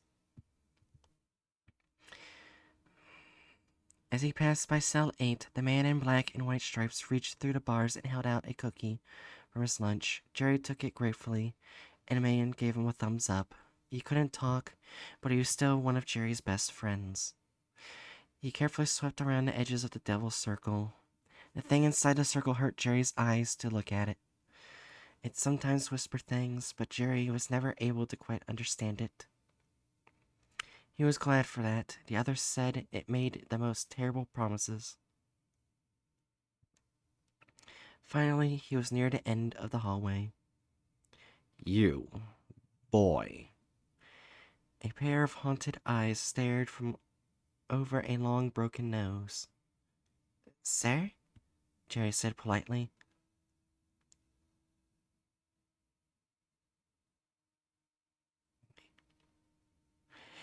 He had always tried to be nice to other subjects. He didn't have any other friends. Okay, before I read this part,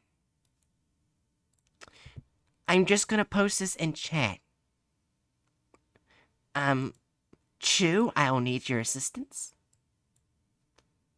to see whether or not I should even continue the story.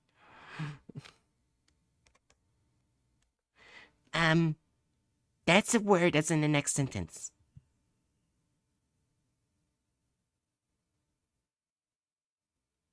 I don't know if it's bad, and if I don't know if a word's bad, I need to know.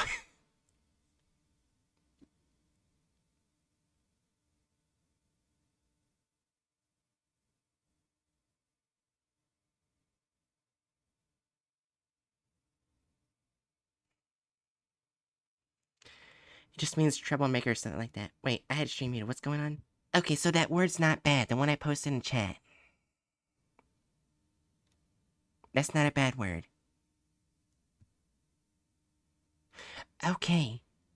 It means to trick, Googled. Okay. I didn't know what it was, and I didn't want it to be a slur. Okay. Oh, you're getting confused with the research people. But yeah, you're fine. Okay, I just wanted to make sure. Good chicken brain. Yeah, okay. Okay, then I'll continue the story then. Send for help.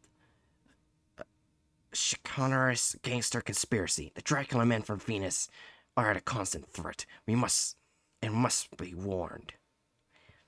I tried, Mr. DeCray, Jerry said. I tried calling the police, they all left, and I got put in the timeout box, and that's when the phone in the guard's break room was removed. Not the police. This is too big. Chicanerous gangster conspiracy fascist. Call 557277560. Press 5 and say Bixby actual to save the world. Bixby actual.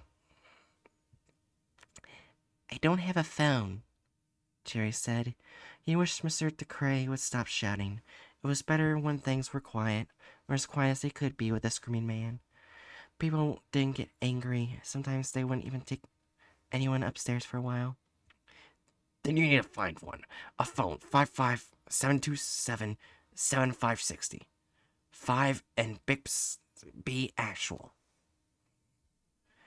The man tried to grab at Jerry, but was just a few inches too far. I'll remember, Jerry said, making a few more steps back. It was better to humor him. He couldn't get out, but he could yell, and one man screaming was enough. Besides, it wasn't Mr. DeCray's fault. He was like that. I'm not crazy.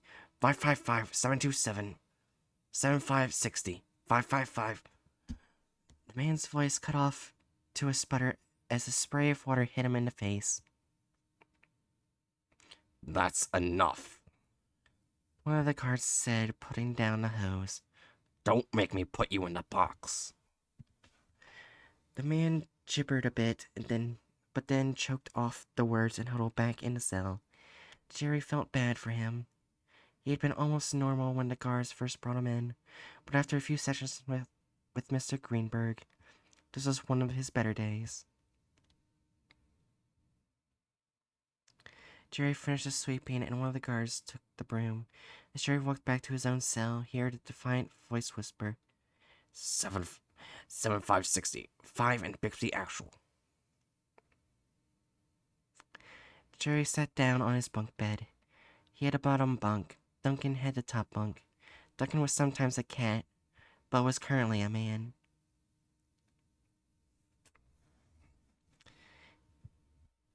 How's the gang? He asked. They're fine, Jerry said. Mr. Quiet gave me a cookie. Mr. Quiet gave me a cookie. He's good people, Duncan said. Do you have any problems for me? Jerry asked. Get out the paper, Duncan said. Jerry pulled out some sheets and a pencil from under the bed. 51 times 14, 714 divided by 6, and the square root of 1156. There was a shifting, and then Duncan was a cat, jumping down to watch Jerry. These were hard, but they passed the time. The door opened, and a tall, burly man looked in. He grimaced, showing off triangular, shark-like teeth. It was Rodriguez, the head of security. Break room. Now. He growled.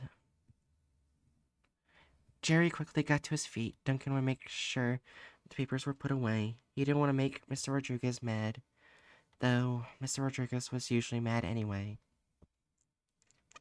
He followed the guard to the break room. Someone had spilled a pot of coffee. Jerry went and grabbed the mop and bucket. He began working. Fuck. Rodriguez said.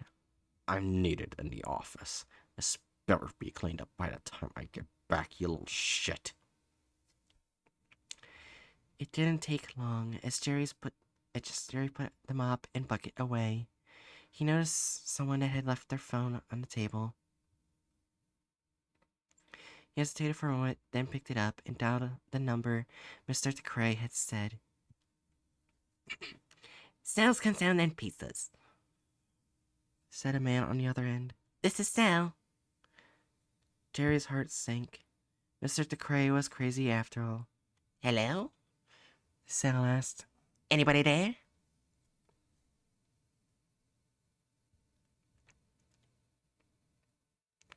Jerry decided he wanted to be able to at least tell Mr. DeCray he'd done what he had asked. It might make him happy. So he pressed 5 and and whispered, Bixby Actual. He closed the phone and was putting it back when a hand grabbed him by the collar and slammed him into the table. Who did you call, you little fucker? Who did you call? Rodriguez squeezed his arm so hard that tears started to fall down Jerry's cheeks. Nobody, Jerry said, trying to keep on his feet as his arms were wrenched around. I was just... Don't lie to me. You want to be put in a box? You want that?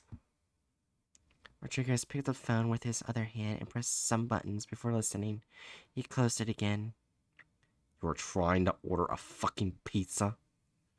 He asked, contempt heavy in his voice. You little shit.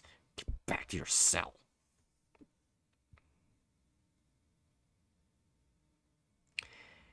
Jerry was lifted to his feet and shoved back into the hallway. He ran back to the cell. He made a tent from his blanket, and Duncan sat down and told him stories until he felt better. We've got a call. It's a front known to DeCray, but we're 90% sure it wasn't DeCray on the other end of the line. Trace it. It was testing day, and Jerry was pulled roughly from his cell. He didn't struggle, never made anything better. Rodriguez hauled him up the stairs and to Mr. Greenberg's laboratory. There was glassware everywhere, though Jerry had never seen Mr. Greenberg do anything with it. The Bunsen burner had seen some use, though. Mr. Rodriguez. Mr. Greenberg sat at his desk, wearing his lab coat, stroking his greasy brown goatee. You're a little late. You know how much the store I put in punctuation, and yet you cannot rub 2 neutrons together in your head to make it on time. Sorry, Dr. Greenberg. Rodriguez said. His eyes had a glassy look most people had when they talked to Mr. Greenberg. Jerry wondered about that sometimes. Everyone else, even the other test subjects, had trouble saying anything against Mr. Greenberg, or doing things he didn't want to. They weren't scared to. They just couldn't. It didn't work on Jerry. He wondered if it was because he just didn't know better. You cannot imagine my civil relation right now, Greenberg continued. The Greenberg Anomaly Group is a forefront of human endeavor, and you can keep a simple timetable. I sometimes wonder why I pulled you back from the circle. Rodriguez's fingers tense. He always got nervous if you mentioned the devil. Jerry got nervous when Mr. Rodriguez never got nervous. The guard had a tendency to take it out on anyone who's smaller than him. Now, Dash 5, what is to be done with you? Speak up now. Nothing, sir, Jerry said. He just wanted to be back in his cell. But he knew that they wouldn't let him. Not until he'd done something to him. Some sort of test. Hopefully it'll be quick. Sometimes it's hardly took any time at all, and he could leave. Though that almost made it worse, because he never knew how long it was going to take. It was a terrible thing to have hope sometimes. Nothing. You must do something. Do you not realize that you are a threat to humanity? A danger to the very realities of nature. You must be studied. You must learn. You must learn your secrets. You are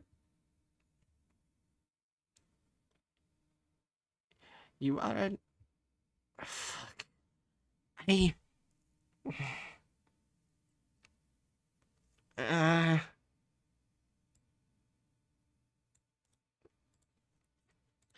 I'm gonna post it because I want an actual pronunciation of this. Because I don't want it. It's gonna... Oh...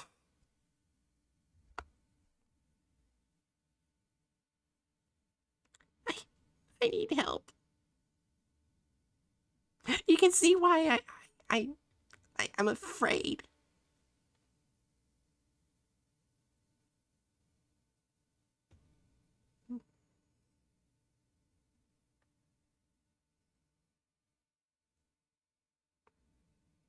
You can see why I'm afraid.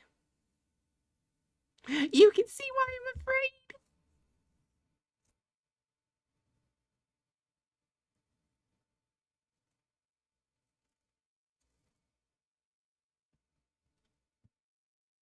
And if it is a bad word, I need to know so I can substitute it. I need to know.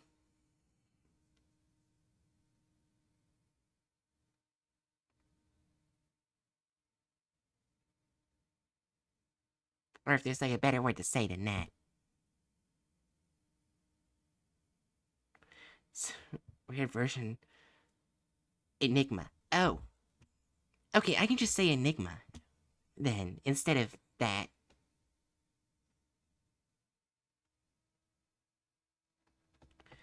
Jesus.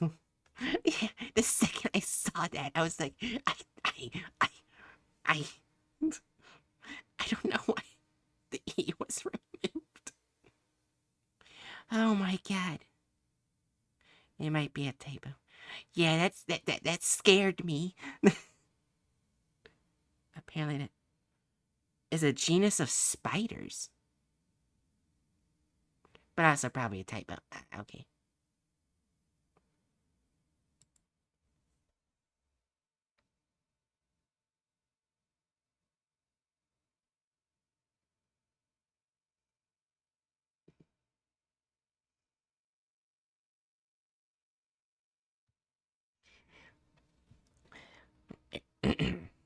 You're an enigma.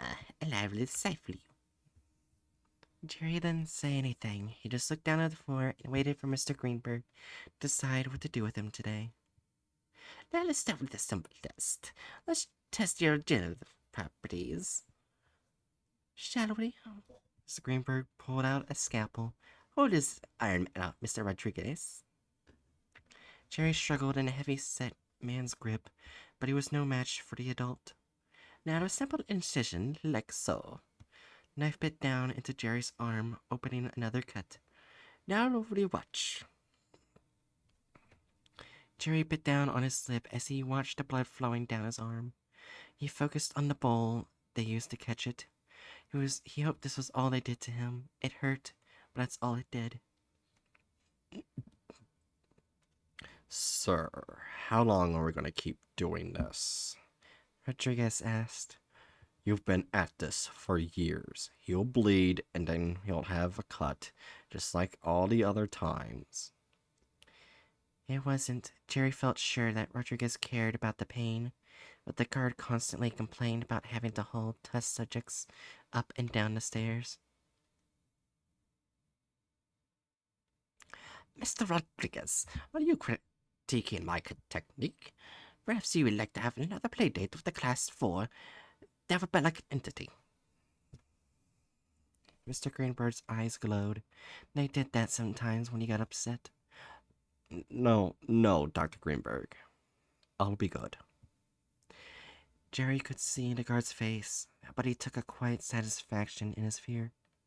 Rodriguez, nervous, was cruel, but Rodriguez, scared, was too busy cringing to lash out. He probably wouldn't ask again for weeks. And it appears that nothing is happening. But when we wipe away the blood, we find that nothing is happening. While you're frustrating my efforts, -5. No, you're anomalous, but you refuse to cooperate. I'm sorry, Jerry said. He wished he could have do something that Mr. Greenberg wanted. Then maybe he'd stop hurting him and just leave him in the cell. The others got tested hardly at all. Not slowly enough. Next test we shall determine how the subject responds to stimulated respiratory arrest via drowning. Mr. Rodriguez, get him strapped in the gurney, and I'll ready the hose. Then we can proceed with some cognitive test. Tears streamed down Jerry's face, but he didn't protest. He knew from hard experience it wouldn't help.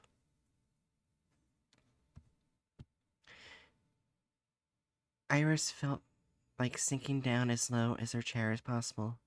She didn't feel ready, but after 2 months of training, Adams had given her the thumbs up, and it was good enough for the council. Back in the old days, she could just shrink back, let others get the details down, and do whatever they told her. Now she was supposed to run the mission personally. She sat up a little straighter and tried to look professional. An intelligence agent stood up at the front of the room, a clicker in their hand, as they flashed through PowerPoint slides. The building is 3 stories. Greenberg lives at the top floor, and his people live in the other 2. We believe that Dr. DeCray is being held underground along with the one who made the call. What do you know about the call? Asked Dr. Light. We believe it was a child. Teens at the oldest, younger if it was male. They're not enough to tell anything else. Do we have a layout for the building? Asked one of the agents. Blueprints would have been filed, surely. When Greenberg was acquiring the property, it was 1 story tall, a farmhouse. There are no records of it being expanded or renovated. We believe it was altered by Greenberg's abilities. So we have no idea what's down there, Light said flatly. That's correct, ma'am. We could try seismic readings, but frankly, has a good chance of tipping them off. Besides, we don't even know if this is a creation or an active manifestation. What? Iris asked. She immediately flushed as people turned to look at her. That is, can you explain the difference, please? The intel agent nodded. Sorry, ma'am. Jargon. A creation is a rearrangement of matter. Think of it like a hole. The type grain just moves dirt out of the way and there's a hole. They don't need anything to do more with it. And when you stop working with it, there's still a hole. An active manifestation?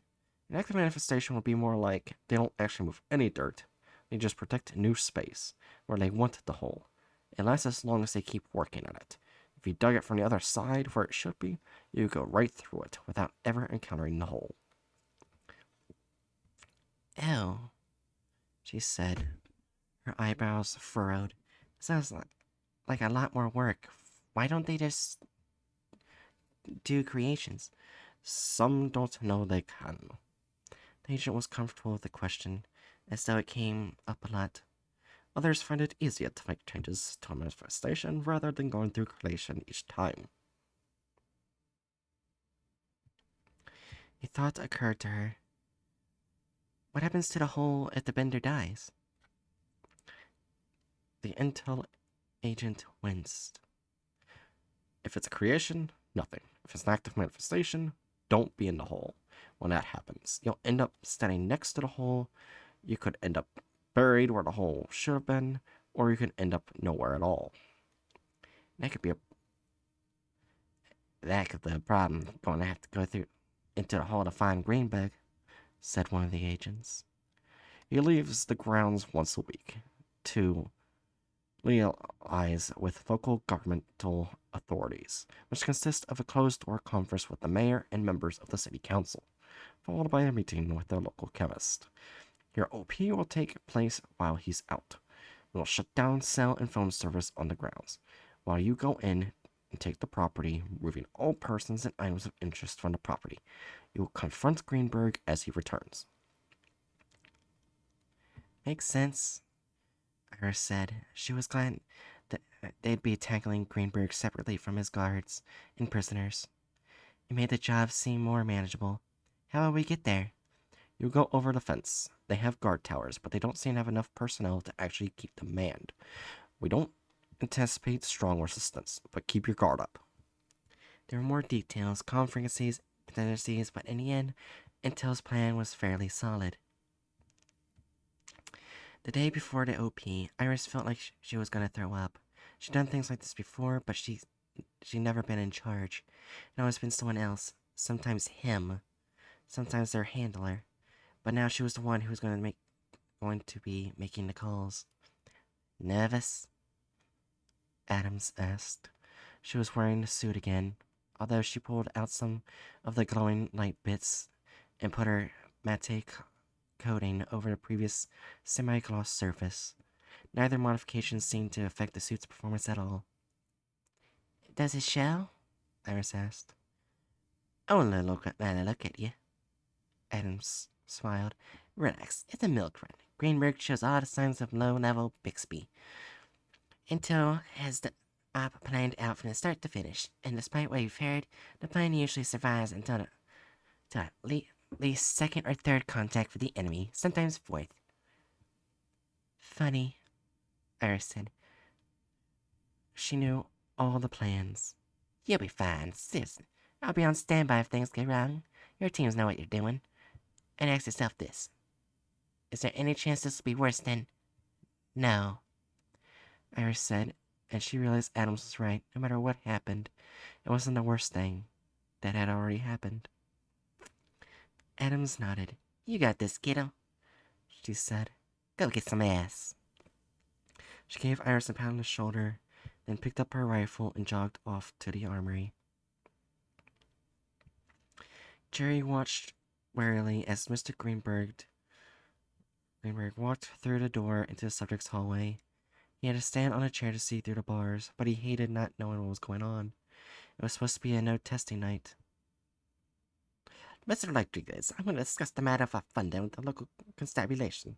Please make sure the area is concerned is secured. He glanced around the hallway and sniffed. And clean. Jerry relaxed. He wouldn't be going upstairs. Yes, Dr. Greenberg. The guard looked pointedly at Jerry. Oh, instead of consistency of the gods to sweep the perimeter, it'll give them something to do. That night, Iris found herself huddled about a mile from Greenberg's facility with 32 of her new closest friends. Ma'am, we have confirmed that Greenberg has left the perimeter, said Jang. He was her second in command. He had been in Fields Op for over 10 years, had a flawless record. He was frankly a babysitter. He made it clear that he wasn't going to take over unless things went very wrong, but he would let her know if she was screwing up. He reminded her of Agent Lopez. She missed Agent Lopez. He always made her feel safe. Thank you, Jang, she said. We will hold off for half an hour and then move. He nodded. Any words first? She took a deep breath and nodded. If she was going to be in charge, she needed to act like it. Jang motioned for everyone to gather close. Alright, everyone. Alright, everyone. You know what we're here to do. Take one room at a time. Most of the guards are above ground. So we clear those first, then we take the lower part. She looked them over. They were wearing body armor, most of them carrying assault rifles. A few had other equipment, like axes, crowbars, and portable ram, with skeleton key painted on it. They had all turned to look at her. Some of them seemed to be listening intently. Some didn't seem to take her entirely seriously. You all know who I am. Maybe you don't think I should be here, but at the moment I am running this op. If any of you don't like that, you should have requested a reassignment. Any questions? Sounds good, Iris, said one of the agents. She recognized him. Jackson. He had been a part of her security detail a few years prior. Jang coughed meaningfully, and Iris fixed the young agent with a cold, hard stare. That is Agent Thompson, ma'am. He looked about ready to crawl down inside his PPE. Alright, people, sit tight. We move in 25 mics, Jang said. They didn't bother hopping the fence. A pair of bolt cutters had a hole opened up in under a minute. Then everyone was pushing through.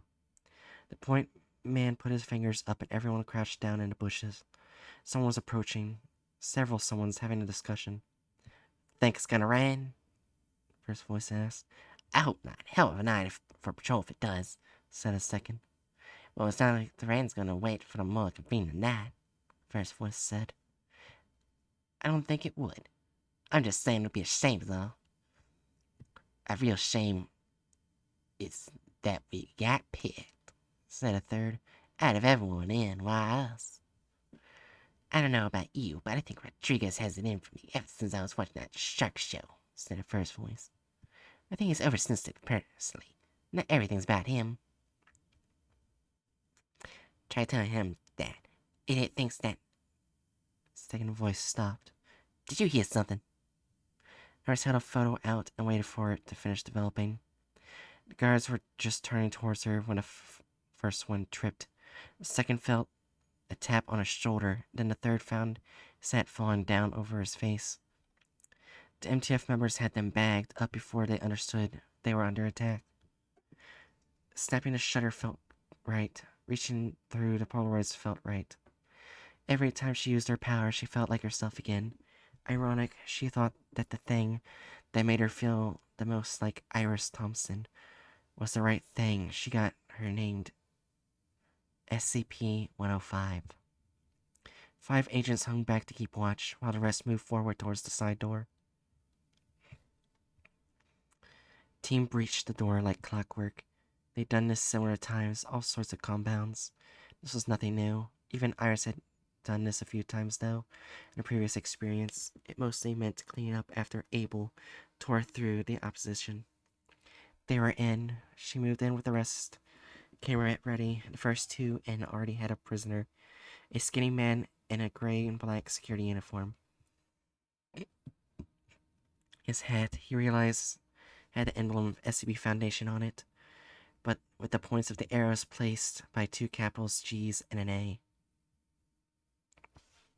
She motioned for the rest and keep moving forward. The rest of her team streamed in behind. There were 2 casualties as they cleared the rest of the ground floor, both of them guards. The rest were tied up and bagged for later removal. The second floor was mostly asleep. There were no problems capturing the personnel there. The third floor contained several spacious rooms, most of them with expensive furniture and random pieces of art. There were also a fake-looking laboratory that looked like it had been made for a movie set. There didn't seem to be much actual scientific equipment. Finally, there was a large door. Break it down. Several of her men took the ram and pounded on the door. It ended up taking 3 tries to break it down. Inside there were filing cabinets and kittens. What the hell? When the agents crouched down for a closer look, something wrong with the faintly mewing kittens. They were bloated, and their fur was patchy with open sores in places. Careful, Jane said. As the agent reached out, touched the kitten, it suddenly doubled inside and then exploded with a loud bang, knocking the woman back. Shit! Jane grabbed the wounded agent by the back of her collar and pulled her out of the room. Fall back, Iris said. As they moved, she took a picture of the doorway. As soon as it developed, started flicking at the living bombs through the photo. Detonate them far enough away to avoid any more injuries. How is she? She asked Jane. We got the bleeding under control, he said. But I'm not sure she'll keep the arm. She felt a twinge in her stomach. She had lost teammates before, but now she was in charge. The agent had been under her command. It was her responsibility to keep them all safe as possible. Fuck those things, one agent said, spitting towards the smoking remains of all the kittens. Keep moving, but carefully, she said. It was also her responsibility to get the job done. She steeled herself. They were there despite the risk. She could get them killed just as easily by not doing her job. And it took it slowly once they entered the room, but there didn't seem to be any explosive kittens left. Montoya, start going through those files, Iris said. See if you can get CliffsNote's version of what's in the basement. Yes, ma'am. Be quick, we're going down as soon as we have the floor secure. There was something wrong. There was shouting and shooting upstairs, and Jerry wondered exactly what was going on up there.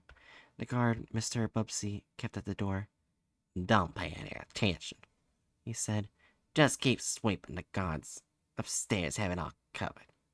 That was when Rodriguez came down. We're compromised, he said. It's time to liquidate the assets. Liquidate? Kill them, shithead.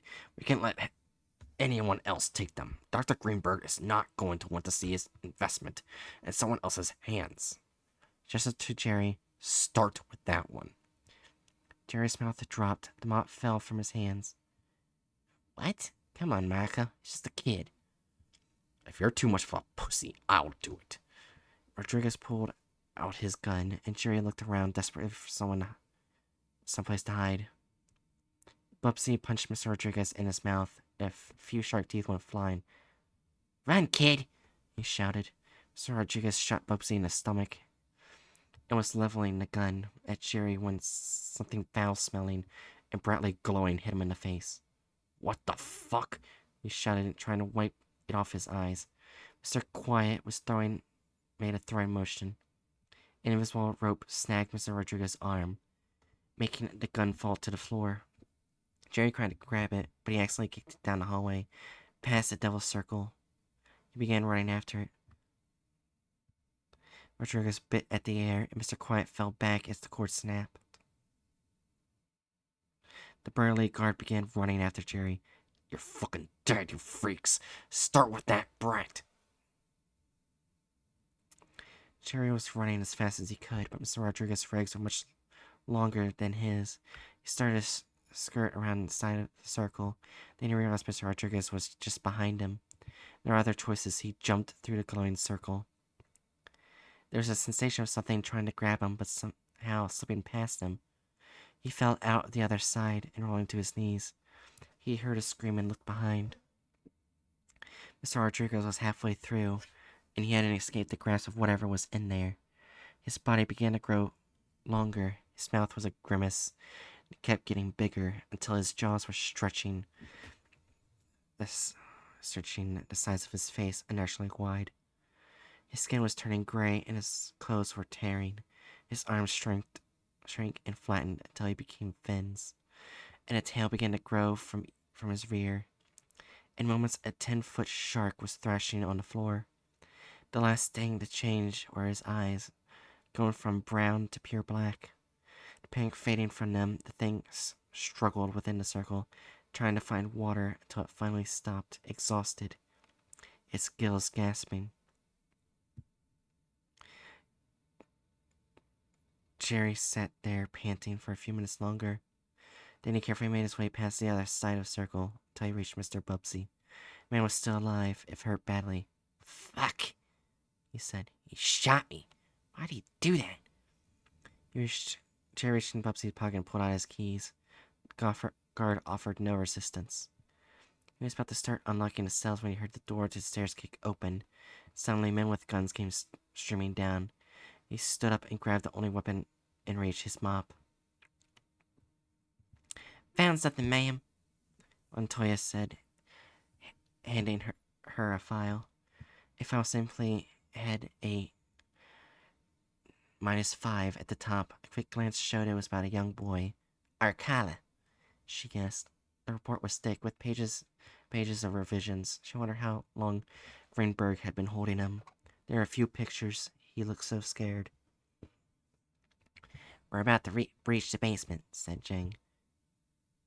Right, let's do it, Iris said. She followed him down the stairs back to the first floor. The breach team was ready, and on her signal, they proceeded down the stairwell and broke through the door. On the other side, they found themselves confronted by a short, skinny little boy holding a mop, standing over a guard bleeding out from a gunshot. Behind them was a shark in some kind of glowing circle. There were doors along the hallway, and faces could have been seen looking through little barred windows at them. Don't hurt my friends, the little boy said. He was obviously terrified, but nor was he making any move to back down despite his shaky knees. Iris recognized him from the file. We're not here to hurt you, Iris said.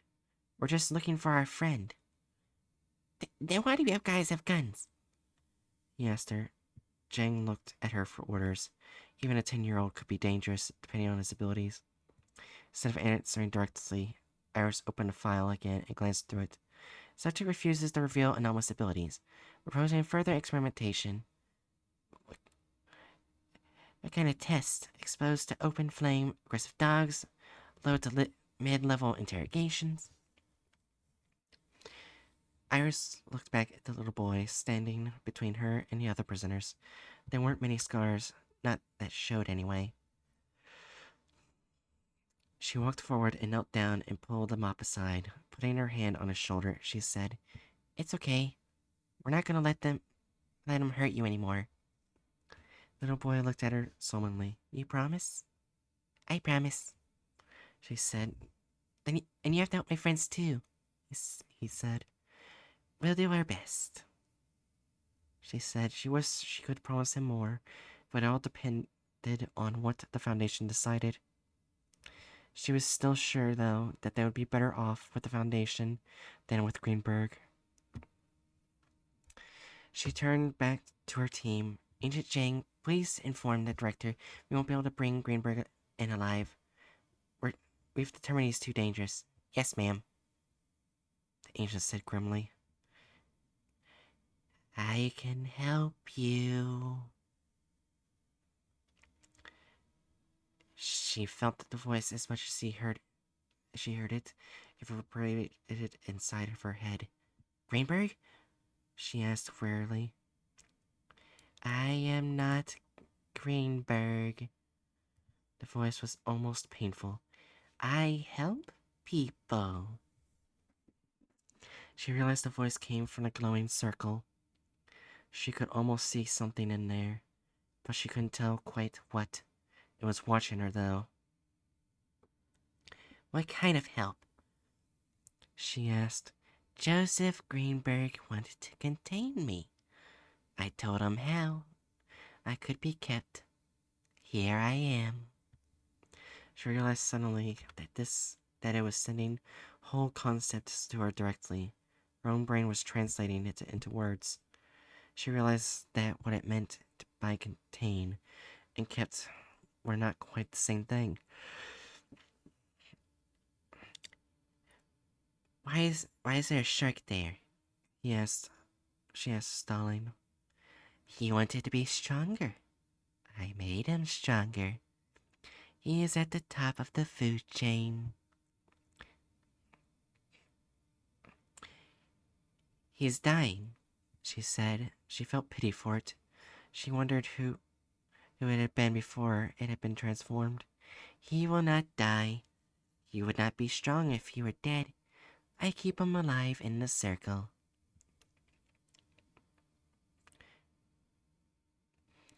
"Miss," said one of the prisoners, a 20-something black man, "it can't do anything to you if you don't let it.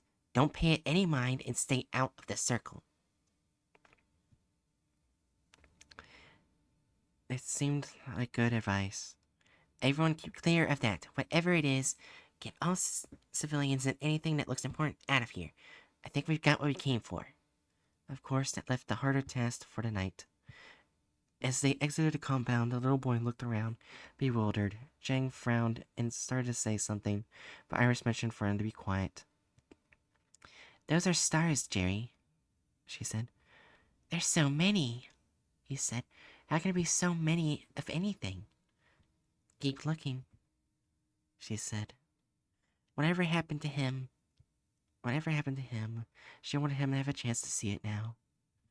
"Ma'am," Jang said, "we have Professor DeCray. He's a bit addled, but he seems to be doing better now that he's out of the cell. He gets better when he hasn't seen Mr. Greenberg for a while," the little boy said. "Thank you, Jerry." It was sad. She thought that he referred to such things so casually. Helicopters were arriving to take prisoners back to the Foundation site for a debrief, study, and hopefully, at least for some of them, amnestics and release. "Some people are going to take you someplace safe," she said, putting a hand on Jerry's shoulder. Are you gonna kill Mr. Greenberg?" he asked. Iris caught between the easy lie and the hard truth. "Yes," she said, "if we can." He seemed to think about this for a moment and then nodded. Good. She saw him into the helicopter and they then watched as he and the others were flown away. All assets in place? She asked Jang. Yes, ma'am. Observers are currently watching Greenberg. So far, he's keeping to his schedule. We should expect him in 2 hours. So we wait, she said. He nodded. We do that a lot. We didn't. Back in Omega 7, Ava will charge in, and it would all work out for him at least. She shivered. I prefer waiting. Beats dying, Jang said, her expression unreadable. She wondered if he practices poker face in the mirror.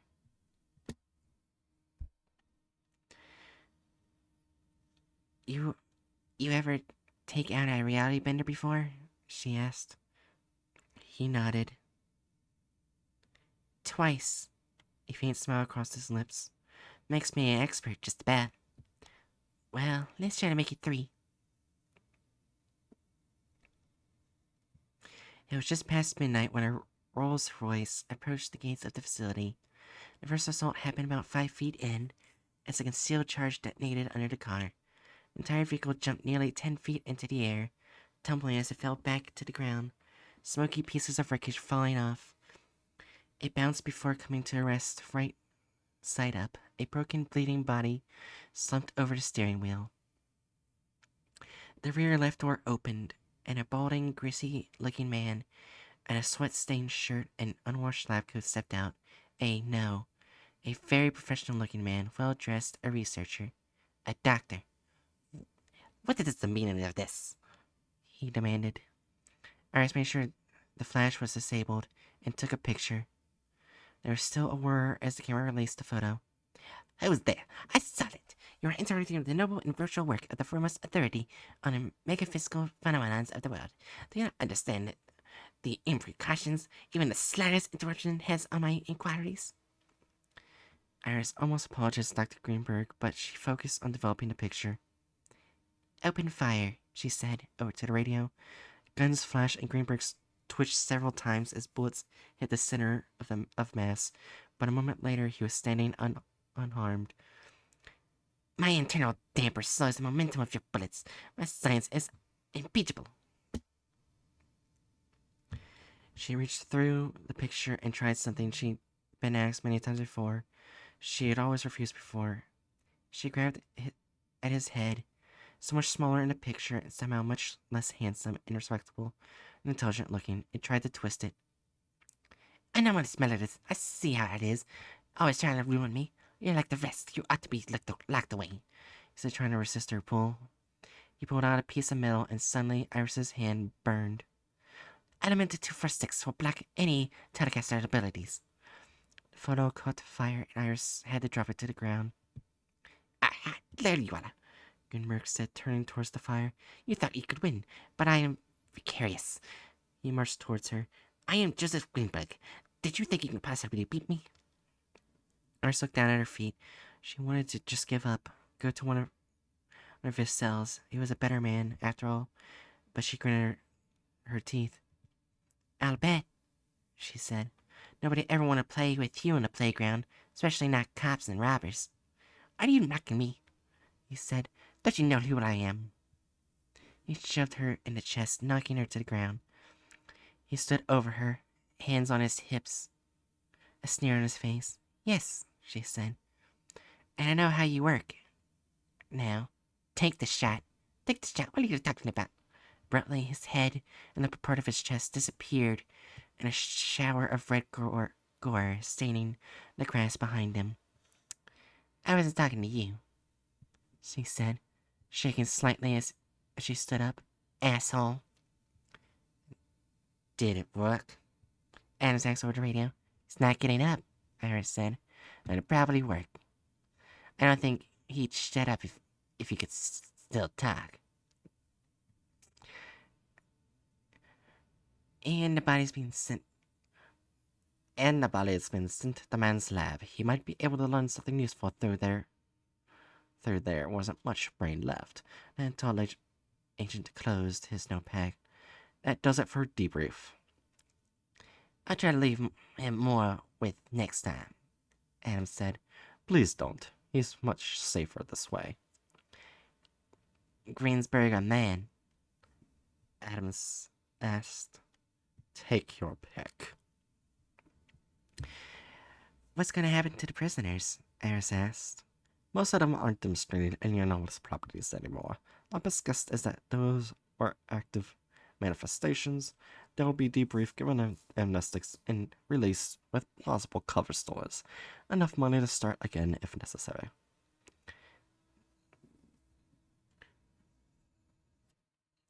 What about the boy? The agent looked down at the cover of his notepad, avoiding her eyes. Greenberg was unable to affect them. That's anomalous in itself. So one reality bender couldn't do anything to him? Maybe Greensburg had a hang-up about changing children. We administered mild amnestics for the ride on site. We keep the subjects from finding their way back. They had no effect on him. Iris glared.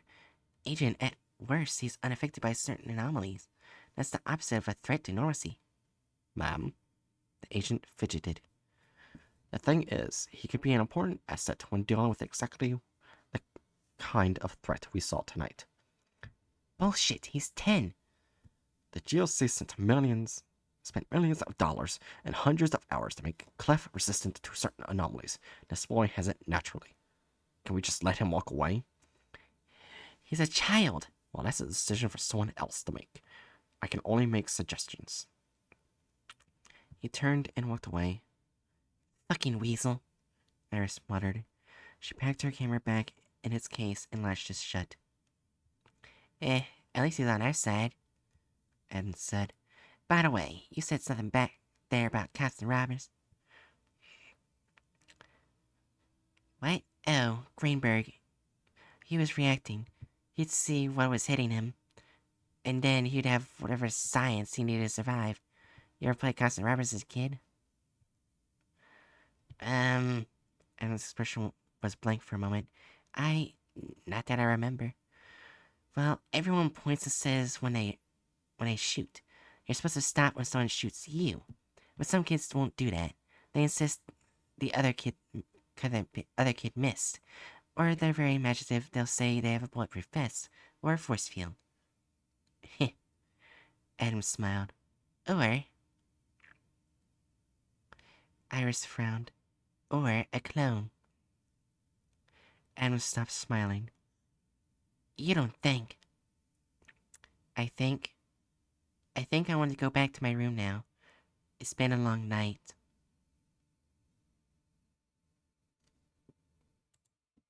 And that's it.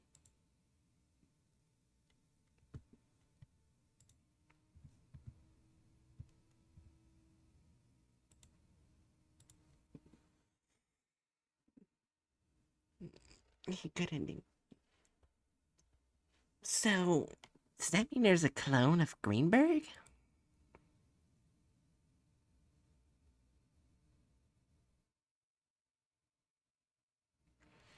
That was impressive. Yeah.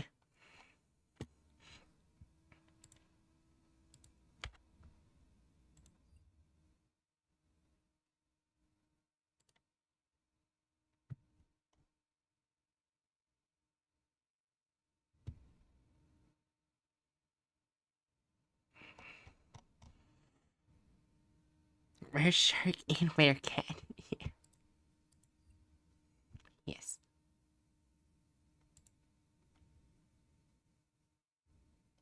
I think from now on, when I do these, if people come in chat, I'll just ask what number, and then find the SCP story.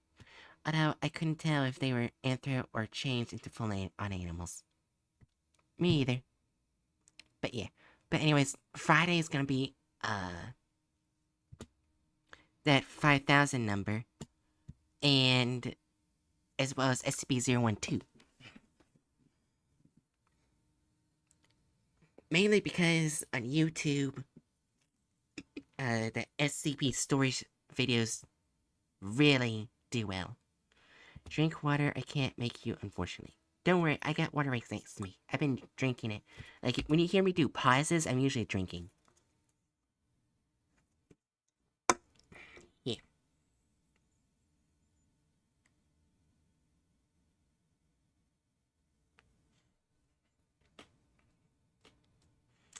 Yeah, but before I go to ending soon, well, first I'm gonna see if there's anyone to raid. But also, no, I don't want that. Also, uh, which one was your favorite story? Everyone in chat right now, which is your favorite?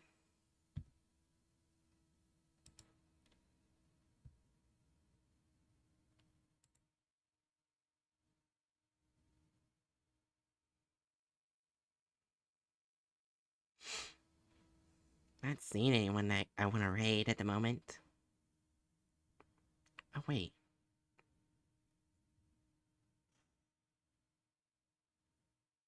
No. No. I guess I'll just end stream. Yeah, they are pretty good. I did not realize I was still muted in Discord for some reason. That's awkward. Anyways. Maybe it was last one. I'm not sure how long Jiri was in here for.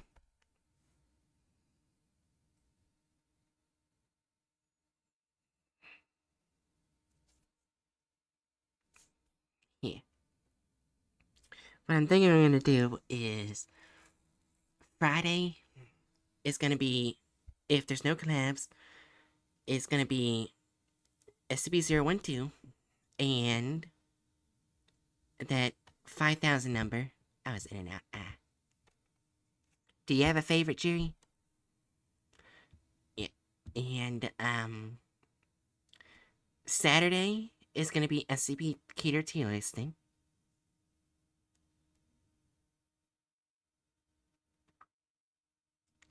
And Sunday will be indie horror games.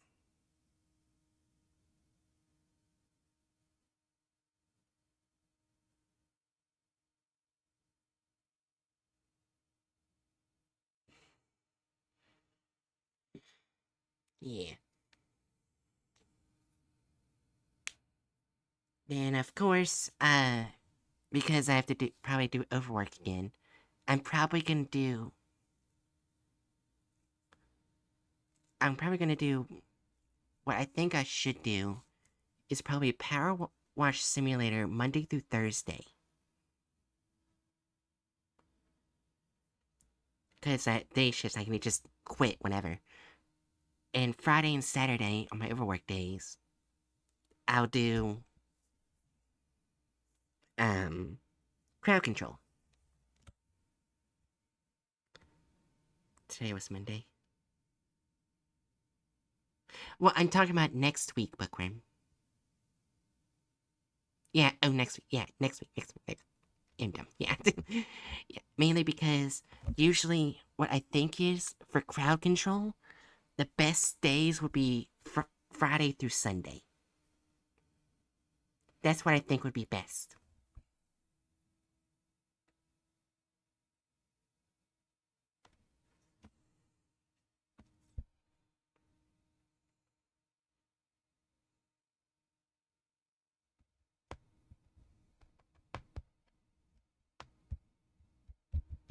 But yeah, that's basically what's gonna happen. Did Jerry? Did Jerry set her favorite yet?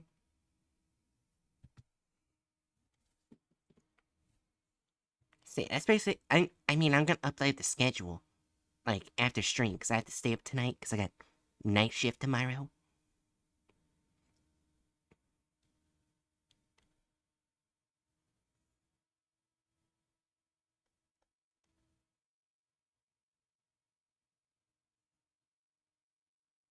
Sounds gotta get paid before Friday, so I can spend more to torture you. Oh my god. Yeah. Yeah, basically every job I had was paid on Friday or Saturday. That's why I was like, I think Drew was thinking, he said, ah.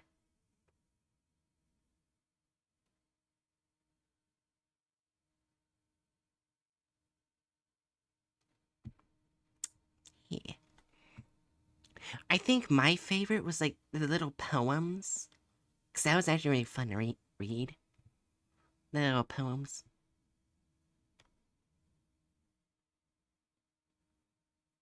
But like I said, they're gonna be bitched at it. Because there's so many.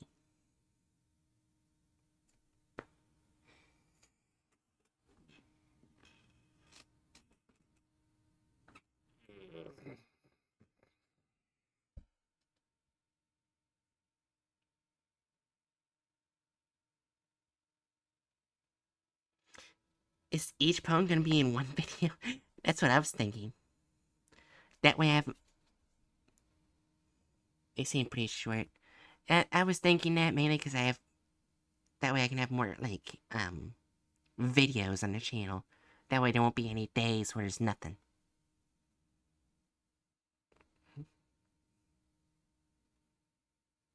That sounds good. Yeah.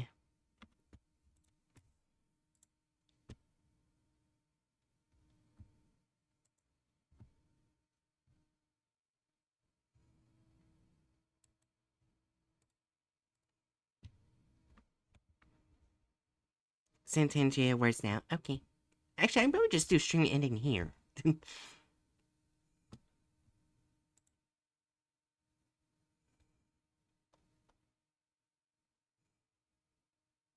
Red Emblem, ask me. Like, comment, subscribe, and follow Bright for more creepy and wholesome SCP stories. Give her money if you can to topple the Foundation Serpent's hand forever. I, Fire Red Emblem. Listen up, you scallywags. Like, comment, and subscribe to the Great Der Bright channel for Oh more my God. creepy and wholesome SCP stories. And if you got some spare doubloons, throw 'em Bright's way to help topple the Foundation and support the Serpent's Hand. Money makes the world go round after all. Now get to it, before I have to start charging you rent for loitering around here.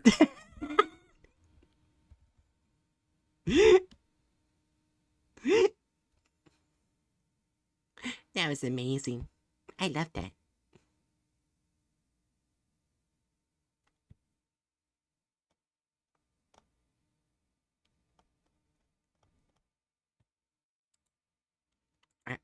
I'm not sure if Jerry's still here. Or they're still thinking. Does anyone else have any last words?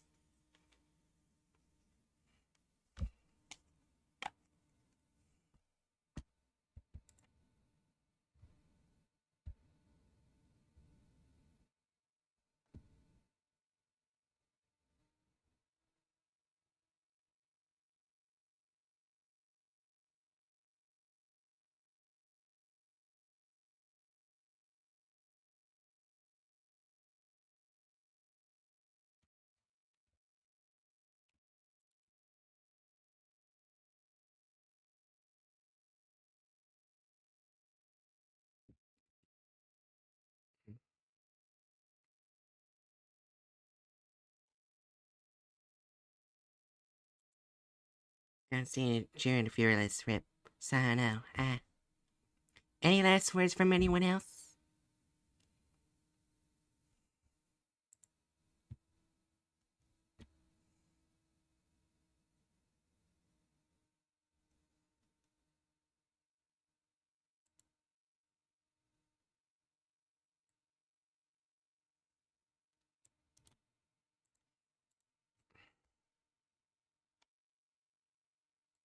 I probably should have put this at the beginning of the stream. Because I really haven't, you know, did anything. I'll probably tweet out later. But,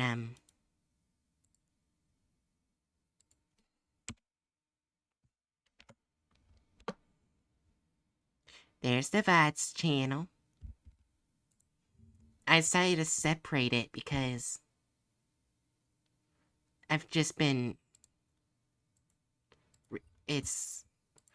VODs take a while, and I don't want, like, a short video, then multiple hours long VOD. Be on the same area, so I decided to separate channels. It makes it a lot easier.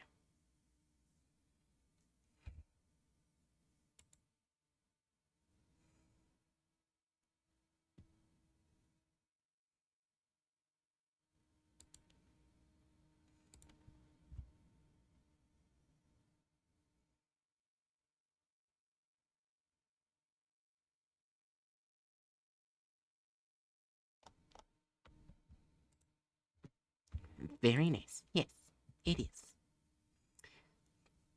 I'm guessing no one else has any last words? In which case, thank you for showing up and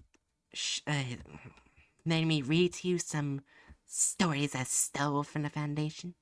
As you can see next to Daryl, I have a bunch of archives from the Foundation. I'm glad to entertain you with all the stories. And I hope to see you guys next time on your next mission. And,